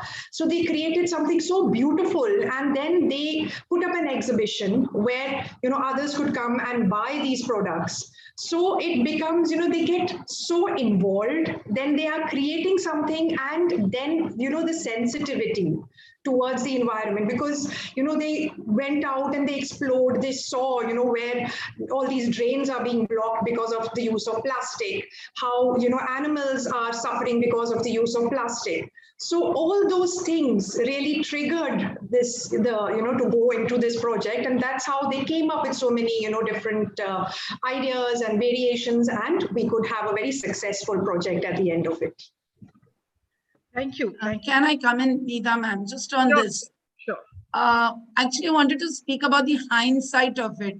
What actually stopped? You're on mute, ma'am. You're on mute. Sorry. I feel two major important factors that stop, the projects to be successful is, one is the time factor, because it does take a lot of time and schools don't have time as usual. And the other is the limitation of the curriculum. So if the curriculum is designed in such a way that it gives space to project, in that case, the projects can work wonderfully. In fact, now with NEP coming up with that we need to encourage multidisciplinary skills in the students and all. I'm sure, Mamta, you will get a lot of time. Yes, we do look forward to implementing it, because there is a lot of scope for changes now. Yes. My next question was just that. Somebody in the audience asked a question. What are the limitations of PBL? Let's talk about one limitation of PBL, project-based learning, and one limitation of problem-based learning. So one each from let's say one each from each of you. So let's start with Pratima ma'am. Would you like to go first with that? Yeah, I've already spoken about the limitation which I felt of project-based learning, that if it is given at home, it makes no sense. The child needs to do it, and the child, because it's the child research, the finding out, the planning, everything is, when we are talking about student-centered, I mean, the objective of that project is that the child should learn something out of it. So don't allow it to deteriorate into parent-based learning. Yes. So it's the parent learning and the child not learning anything. It doesn't make sense to me at all. So that is one factor. So maybe, as Mamta said, time is a factor, time limitations.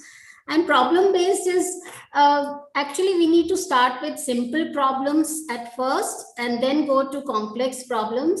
But I wouldn't say there's any limitation if we really want to do it.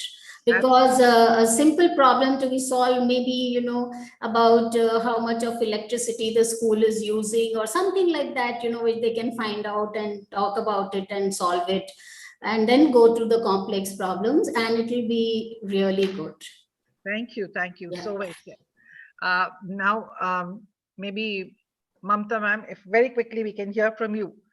One limitation each. Ma'am, one limitation of problem solving, I feel, though it is actually recommended, but especially in the junior school, children will not get so connected with the problems.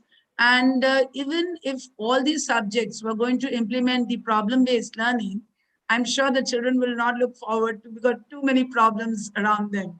So that is one disadvantage. And of course, in project-based, the focus is more on the end product, and wherein the parents have to come in, because they have to create and present something. And whereas in the problem-based, it is not so. Mamta, can I change your perspective here a little bit? Yes, definitely. So it's about, when you say that in junior school, we cannot, that it's difficult. See, when we talk every day, every time, World Environment Day or whatever it is, we talk to the children that, cutting of trees is very, it's not good, and this is how it's going to change the climate, and this is how it is. So we are actually telling them that this is not good, but we are not trying to give them a solution for it. Yeah. Right? So that is where these simple things, if you make them as, how can we recreate? How can we not, if we save paper, what will happen? So these are small examples which can be actually you can start in the primary and then take it forward. So it's not that, these days children are very smart and they know what is happening around them, and they need to find out more about it. So across the classes, I think we can actually do it. Dia, I have a question for you. In project-based learning, one more thing to this, that I think one of the drawbacks is, if we have a good teacher and a teacher who can give very clear instructions, because the instructions also have to be very tailor-made according to the ability of the child and also to the age of the child. So because, as we know, each child has, is different. And, when we talk of multiple intelligence, we talk of, having a child's potential. So there the teacher has to be like the guide and helping out the children. So if the teacher is not very clear with the instructions, is not able to, help the child at those very, very small problems, while the child is trying to get to the, completing the project, whether it is a problem related thing or a project-based one. So I think that is one very essential thing where we really have to train our teachers and, empower them to be able to deal with all these things. So whether it's time management, whether it is decision making, because there also a child might be confused. And the child needs to understand that, okay, A can also be correct, B can also be correct. These are different perspectives. So, someone really has to be able to make the children understand all of this. Yeah, I'd like to add to that. In fact, with the younger children, definitely the intervention of the facilitator or the teacher is very important. and there have to be some essential agreements about giving everyone in a cohort of students that are working on a problem or a project, either of the two. The cohort that is working, essential agreement saying that everyone must get their fair share of say. You shouldn't be that the more aggressive students should get noticed more than the ones who are quieter, simply because they're not speaking up. That's one. However, I feel, and this is, I want to share, just as Pratima ji shared about one of our projects, our children are also working on a project with an international organization that I'm a part of and I'm an advisor to, called GCEI. Now, these are the older children. These are grades 9 upwards, the IGCSE, the ASNA levels, and the IB kids. They are working on the depletion of water table in the Aravalli region. And they are working with students from 5 continents. So it's all happening online. But let me tell you, with the older children, in fact, the problem is mooted. The problem, we have discussed a problem because everyone's talking about water. So conservation of water. So these children chose their own problem. I was part of the project. We as teachers, I told my facilitators and teachers who are attached to this group, this cohort, allow them to choose to identify a problem. 1, allow them to identify a problem. 2, let them think through, analyze the problem. Let them evolve a method of presentation. So they made a beautiful infographic, which they presented internationally and explained the problem beautifully. They were very articulate in presenting. 4, I said, let's only tell them that this project is inclusive in nature. So you are communicating not just with children from some very elite schools. There are children from some government schools. There are children from Tanzania who may not understand a lot of jargon that you may use. They may not be able to log in on time. So have the patience. So we just told them that, that is the only thing we told them, that make sure that the project is inclusive, that everybody should listen to what you have to say and have the patience to stay put till everybody has heard you out, even if it takes slightly longer. So, with the older children, I think it really varies from the age group to age group. The younger children will need that kind of directed learning. But I think with the older children, they should be allowed the freedom and the wherewithal to be able to evolve, to identify a problem, to think it through, and then evolve their own solutions. And it really works well. I mean, I was so proud of them when they presented with their infographic. We never bothered to assist them. But the manner in which they thought it through and took turns presenting their infographic and speaking about it was absolutely brilliant, right? Because a lot of brainstorming went into it. But you're so right, with the younger children, yes, they need a little direction. Yes, they need a little direction because they may not be able to do it all by themselves sometimes. But as far as possible, even with very young children, let me give you yet another example. I'm sorry, I'm eating into everyone's time, but I can't resist. Just give me 2 more minutes. You have something called a 3-way conference in PYP. Those who are in international schools will know about PYP, a 3-way conference, where children present their own work without the intervention of the facilitator. The facilitator is only there because to give moral support to the kid. But the conversation essentially happens between the kid and the parents, right? So when you really allow children to speak up and articulate their ideas, I think they do it brilliantly. And when you're non-judgmental, when they know nobody's judging them, nobody's grading them, when you're completely non-judgmental, I think that's where true learning really happens.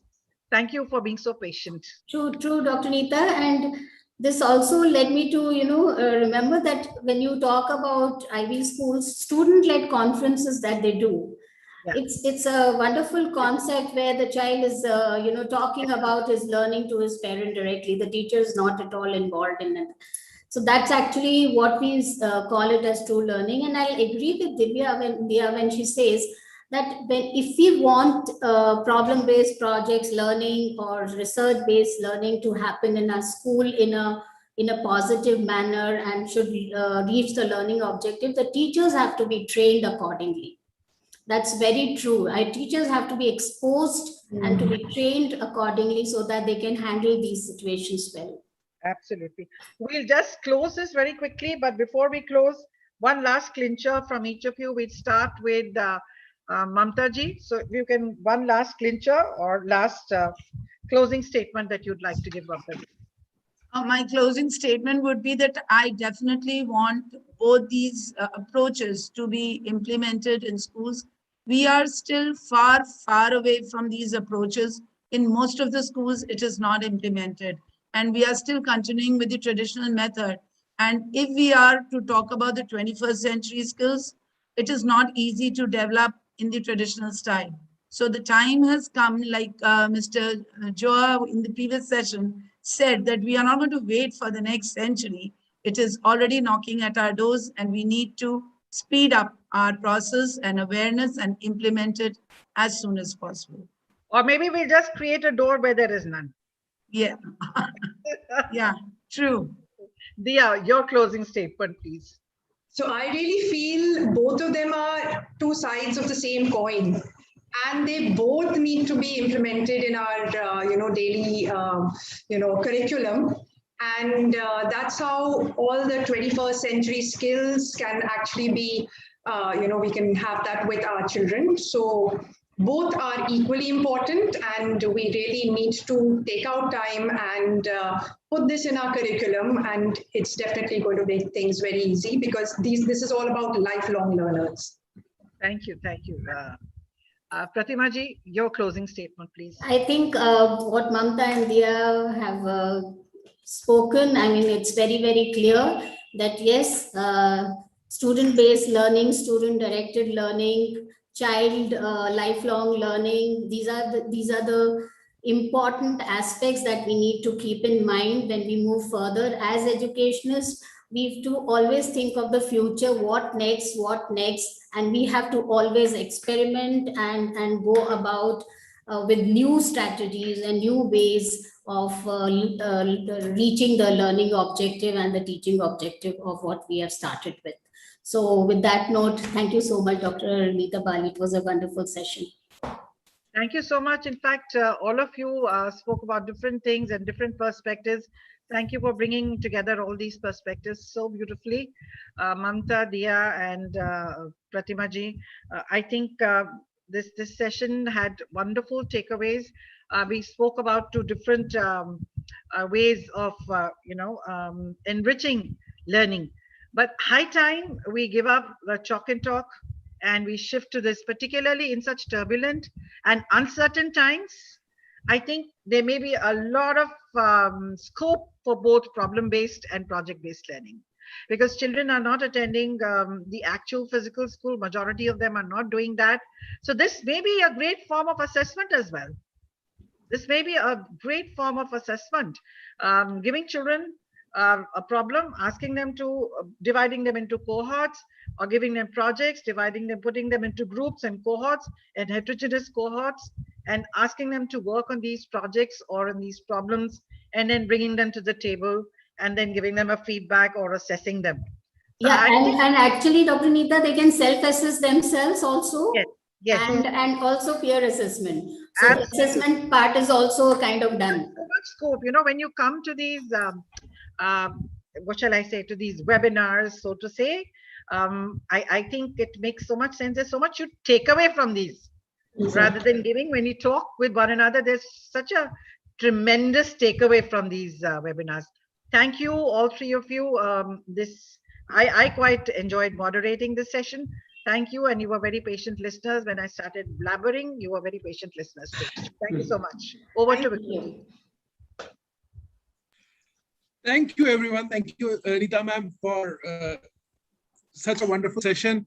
And one thing that came out from this session, which I have been listening from last 3 weeks in every single session, and in this session also, it was quite prominent that teacher training holds the most important place in this whole discussion or whole idea or whole concept of project-based learning. If the teachers are not trained, the ma'am said that if teachers are not clear with the concept, this whole thing, the discussion that we are also doing, it won't work. In one of the previous sessions, in the previous week, we had a discussion that there has to be an understanding of the difference between a project and an activity. Indian schools have been focusing on activities where the teacher designs the activity, give it to the student, and then say that, okay, we are working on project-based learning. No, that's not project-based learning.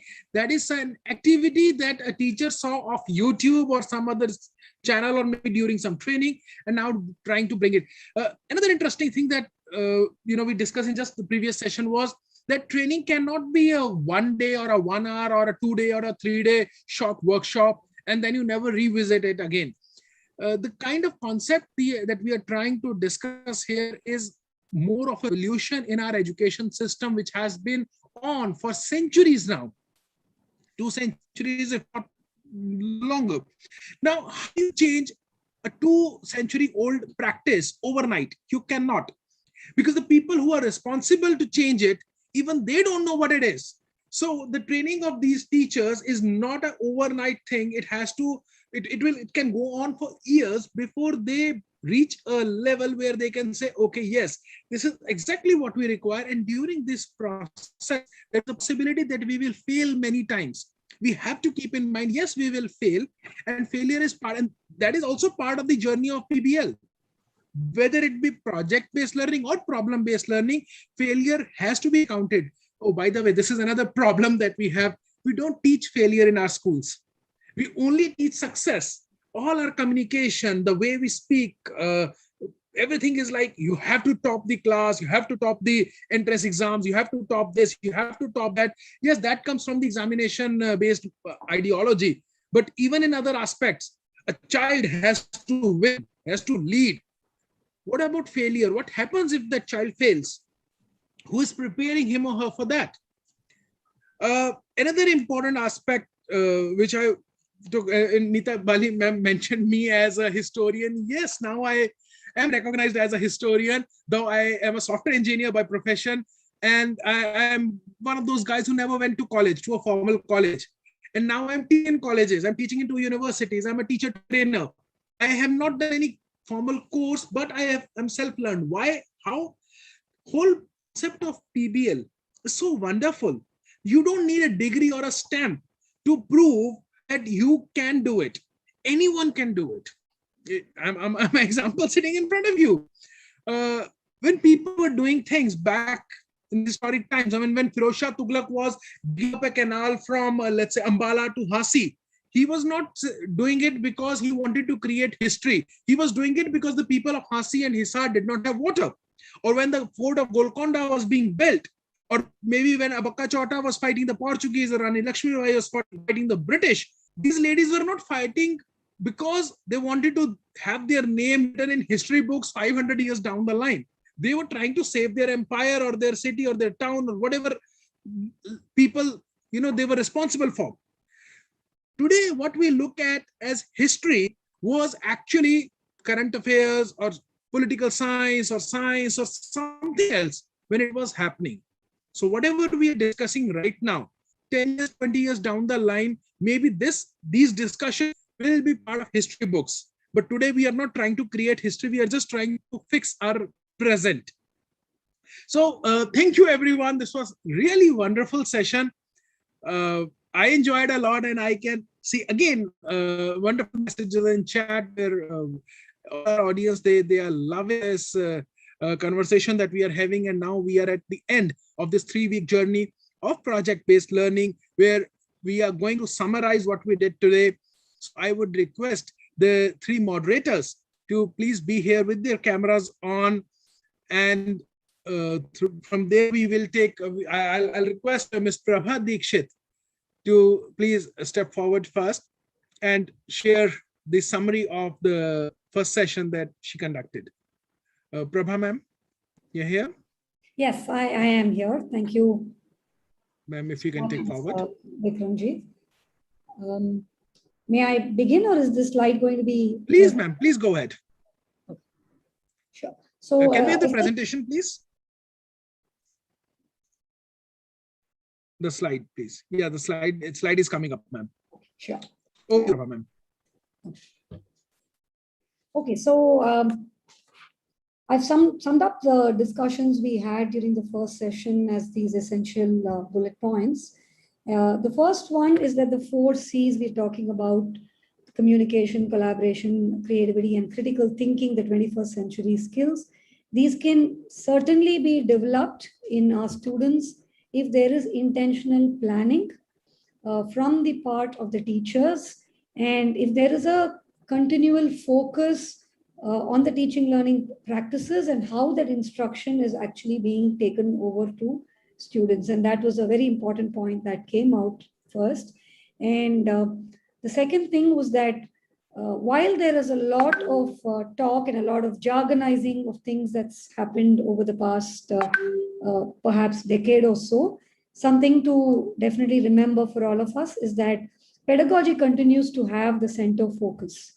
And while pedagogy continues to have the center focus, technology is a wonderful enabler that must be used to the extent possible, so that the power of technology can be harnessed for us as teachers to be able to improve our own pedagogical practices. That brings us to the next important point that was discussed, which is that the process is as important as the product. In fact, one of the panelists went on to say that in many a times, probably the process is even more important than what the ultimate end product really is. So the focus, again, when we talk of process, comes on to the process of learning, which once again means that pedagogy takes center stage. So it is about looking at how can skills be brought into mainstream pedagogical practices. So a focus on teachers intentionally planning, modeling, so that children are able to take that model and understand how they could also look at developing their skills.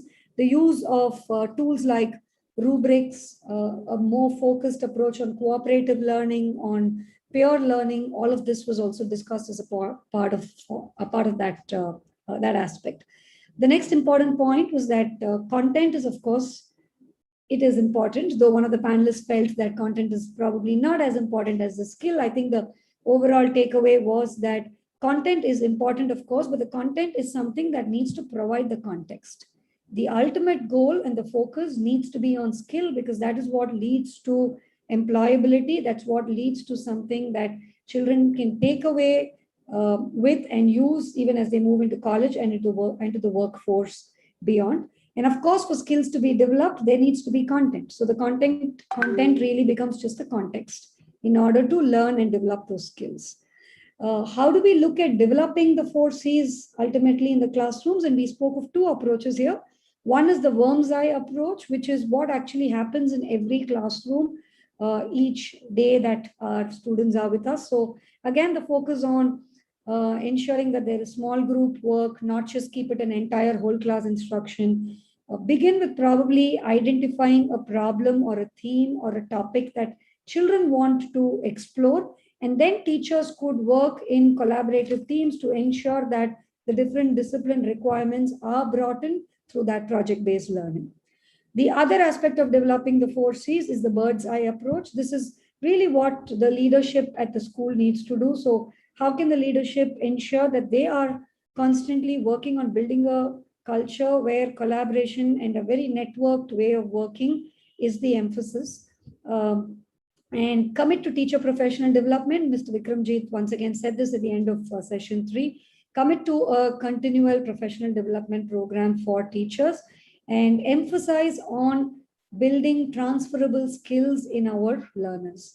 And the last takeaway from our session was on assessments. So the focus needs to move away from a very exam-oriented, content-driven focus to something where it is more about periodic assessments through the course of learning and looking at how at every point there could be ways in which we are looking at how children are developing communication, collaborative, critical thinking, and creativity skills alongside assessing the content that they are learning as well. So that was a summary of the takeaways from our session. Thank you so much.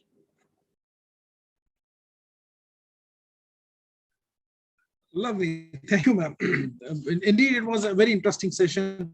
We got to learn so much. Moving on to the next one, can we have the next slide up, please? So Mr. Mahesh Balakrishnan, who moderated the second session, had to attend another meeting. That's the beauty of these online sessions. We can sit anywhere and we can interact with all practically entire world, and that's what we are doing right now. Last 2 sessions I did from the comfort of my home office, my study room, and now I'm sitting in a different city interacting with you. While just I have to, after I wind up, I run for another session. So somewhere this online education, these online sessions also made things easy. They have their own challenges also, but on Mahesh sir's behalf, I'll summarize the session. Can I request the School News team to please put up the presentation or the slide that Mahesh sir prepared before he left?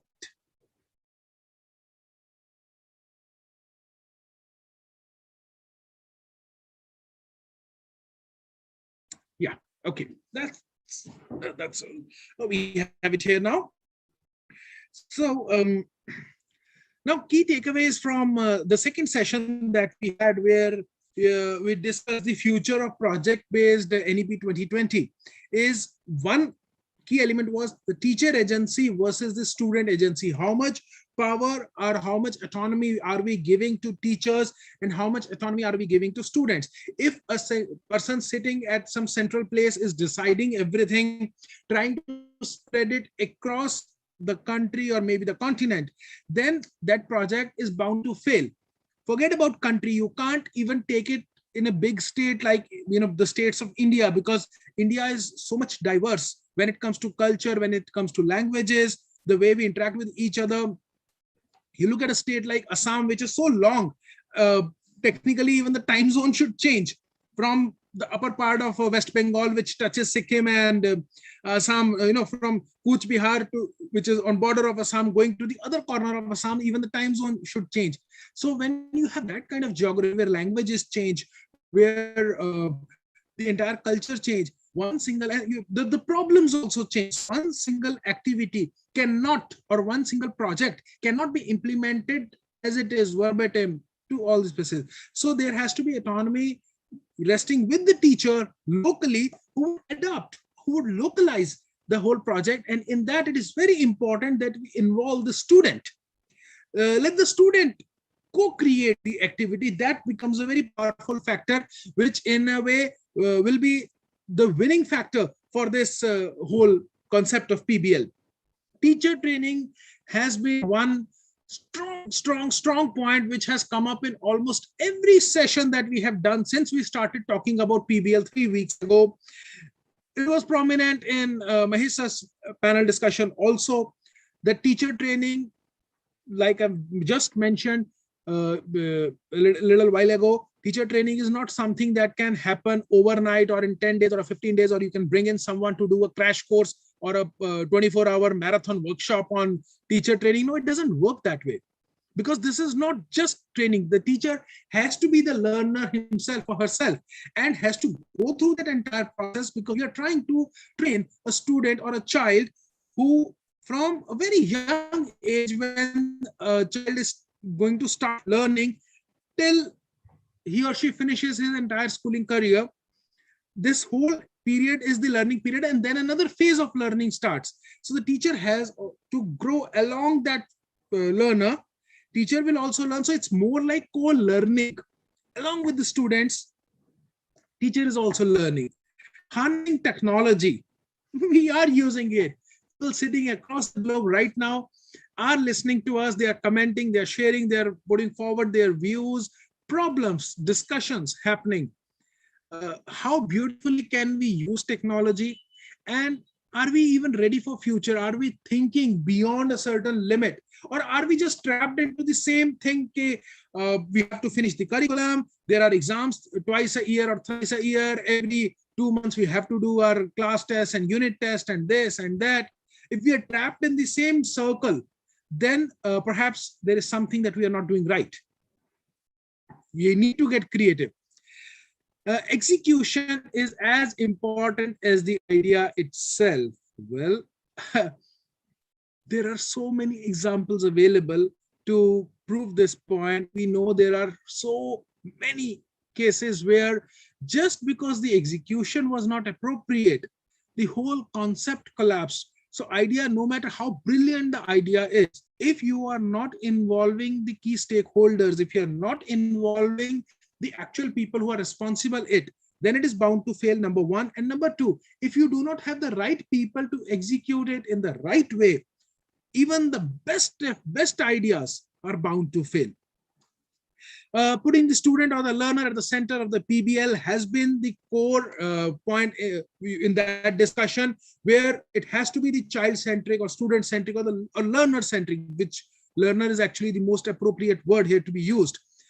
Everything, if it is revolving around the learner, why don't we include the learner and let learner decide what he or she wants to learn? At the same time, there need to be a mentor or more of a moderator kind of figure who is sitting along with that child or the group of children and helping them to get the right direction.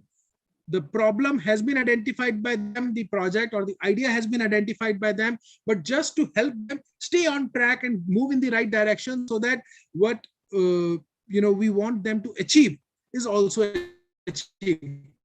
So this is crux of the session that we had with Mr. Mahesh Balakrishnan. That was the second panel discussion today. Moving on to the third panel, the final panel that we had today. I'll go to Dr. Neeta Bali. Ma'am, over to you if you can summarize your part. Thank you, Vikramjit. Can we have the screen? I did send pointers, please, to the School News team. Team School News. Yeah. All right. So first, we felt as a group that there is essentially no intrinsic difference between the problem-based learning and the project-based learning, that both are intertwined. In fact, they can complement each other. And when they complement each other, the learning is more in-depth because one leads to another. One can very comfortably lead to another. They can be intertwined. Two, we felt that students tend to cultivate a lot of skills of collaboration, skills of problem solving, the ability to face challenges, strategic planning, good time management, and of course, intrinsic motivation that comes when you're doing things yourself. Three, we felt that both project-based learning and problem-based learning empowers students, which it must do, because no real learning happens till students are empowered and they take responsibility for their own learning. It's very important for students to take responsibility for their own learning. We also mentioned, one of the panelists also mentioned that training teachers is very important. As Vikramjit said, in every session that was reiterated, that training teachers is very important because a lot of teachers have a conventional mindset and a chalk and talk method of teaching. So it needs some getting used to. So training teachers is absolutely, absolutely essential. And finally, I feel that both should be made contextual. For them to be meaningful, for them to be, to leave an indelible impression on the minds of the learner, both need to be made contextual. And two instances were given of this, of making this contextual. So I really feel that making learning contextual makes it that much more interesting, and it also allows the learning to last. So these were 5 very important takeaways we felt in the session. Thank you so much, Vikramjit. Thank you, ma'am. Ladies and gentlemen, with this, we are at the end of this 3-week journey where we discussed project-based learning and we also touched upon problem-based learning. One most powerful thing that came out of all this discussion is that we need to give more power to students and to teachers, and we need to localize the content, and we need to put our teachers through a training process which is slightly longer, and we need to trust them. We need to, when we empower them, we need to empower them in a way that we know that they are not ready for this right now. They will need some time, and every human being has its own way of accepting things, grasping things. You can study the concept of multiple intelligences. One of the interesting things that I came across during my journey of learning this whole concept was in Hellenistic Greece, the education system was quite different. And when I was studying the ancient Indian education system, I studied the education system, Takshila, Nalanda, whatever information is available, the way ashrams and gurukuls operated, or even the madrasas operated in India. There was a concept of Qaida-e-Noor, which the Lahore court of Ranjit Singh started, which changed or took up the literacy rate of Punjab from, I think, what, 15 or 20% to 86%. That's what the British figure for 1840s, 1850s is. In Hellenistic Greece, in Takshila, Nalanda kind of universities, the education system had one common element which is spread across: the concept of liberal arts, which also is a problem-based approach, where, you know, when you talk about the trivium of the subjects, the first part of the Hellenistic Greek liberal education system, in that they're saying that we just want to talk about logic, rhetoric, and yes, we'll give a little bit of arithmetic, just 3 subjects. So until the child is 14 or 15 years old, all he is doing is logic and rhetoric, nothing else. Today, by the time child is 15 years old, he's already preparing for GATE and NEET and whatnot. And over there, all they're saying is we'll tell you basic alphabet, so you can read, and we'll give you basics of arithmetic, and then spend all your time on logic and rhetoric. And when you cross that 14 or 15 year of age, you enter the quadrivium stage. That's where we are going to talk about other subjects like music, astronomy, geometry. Over there, and when you talk about other sciences, medical sciences and all that, that also comes later. So education earlier was only so that you can build a better society. And these days, we are going for education only because we need a better job. Now, this whole concept needs to be changed when we talk about project-based learning. It's no longer just for job. You need to be a better human being. We need to create a better society, as well as, you know, in parallel, we also need to work on better jobs and be ready for industry so that we can earn our bread and butter. With this, ladies and gentlemen, I would like to thank School News for arranging such wonderful session. We had 9 panels last 3 weeks talking about projects-based learning in different aspects. We had wonderful panelists throwing in light, ideas, their expertise from different corners of the world. And with this, I would like to say thank you. And next week, next Friday, in Ed Fridays, School News will be back with another interesting topic. Thank you.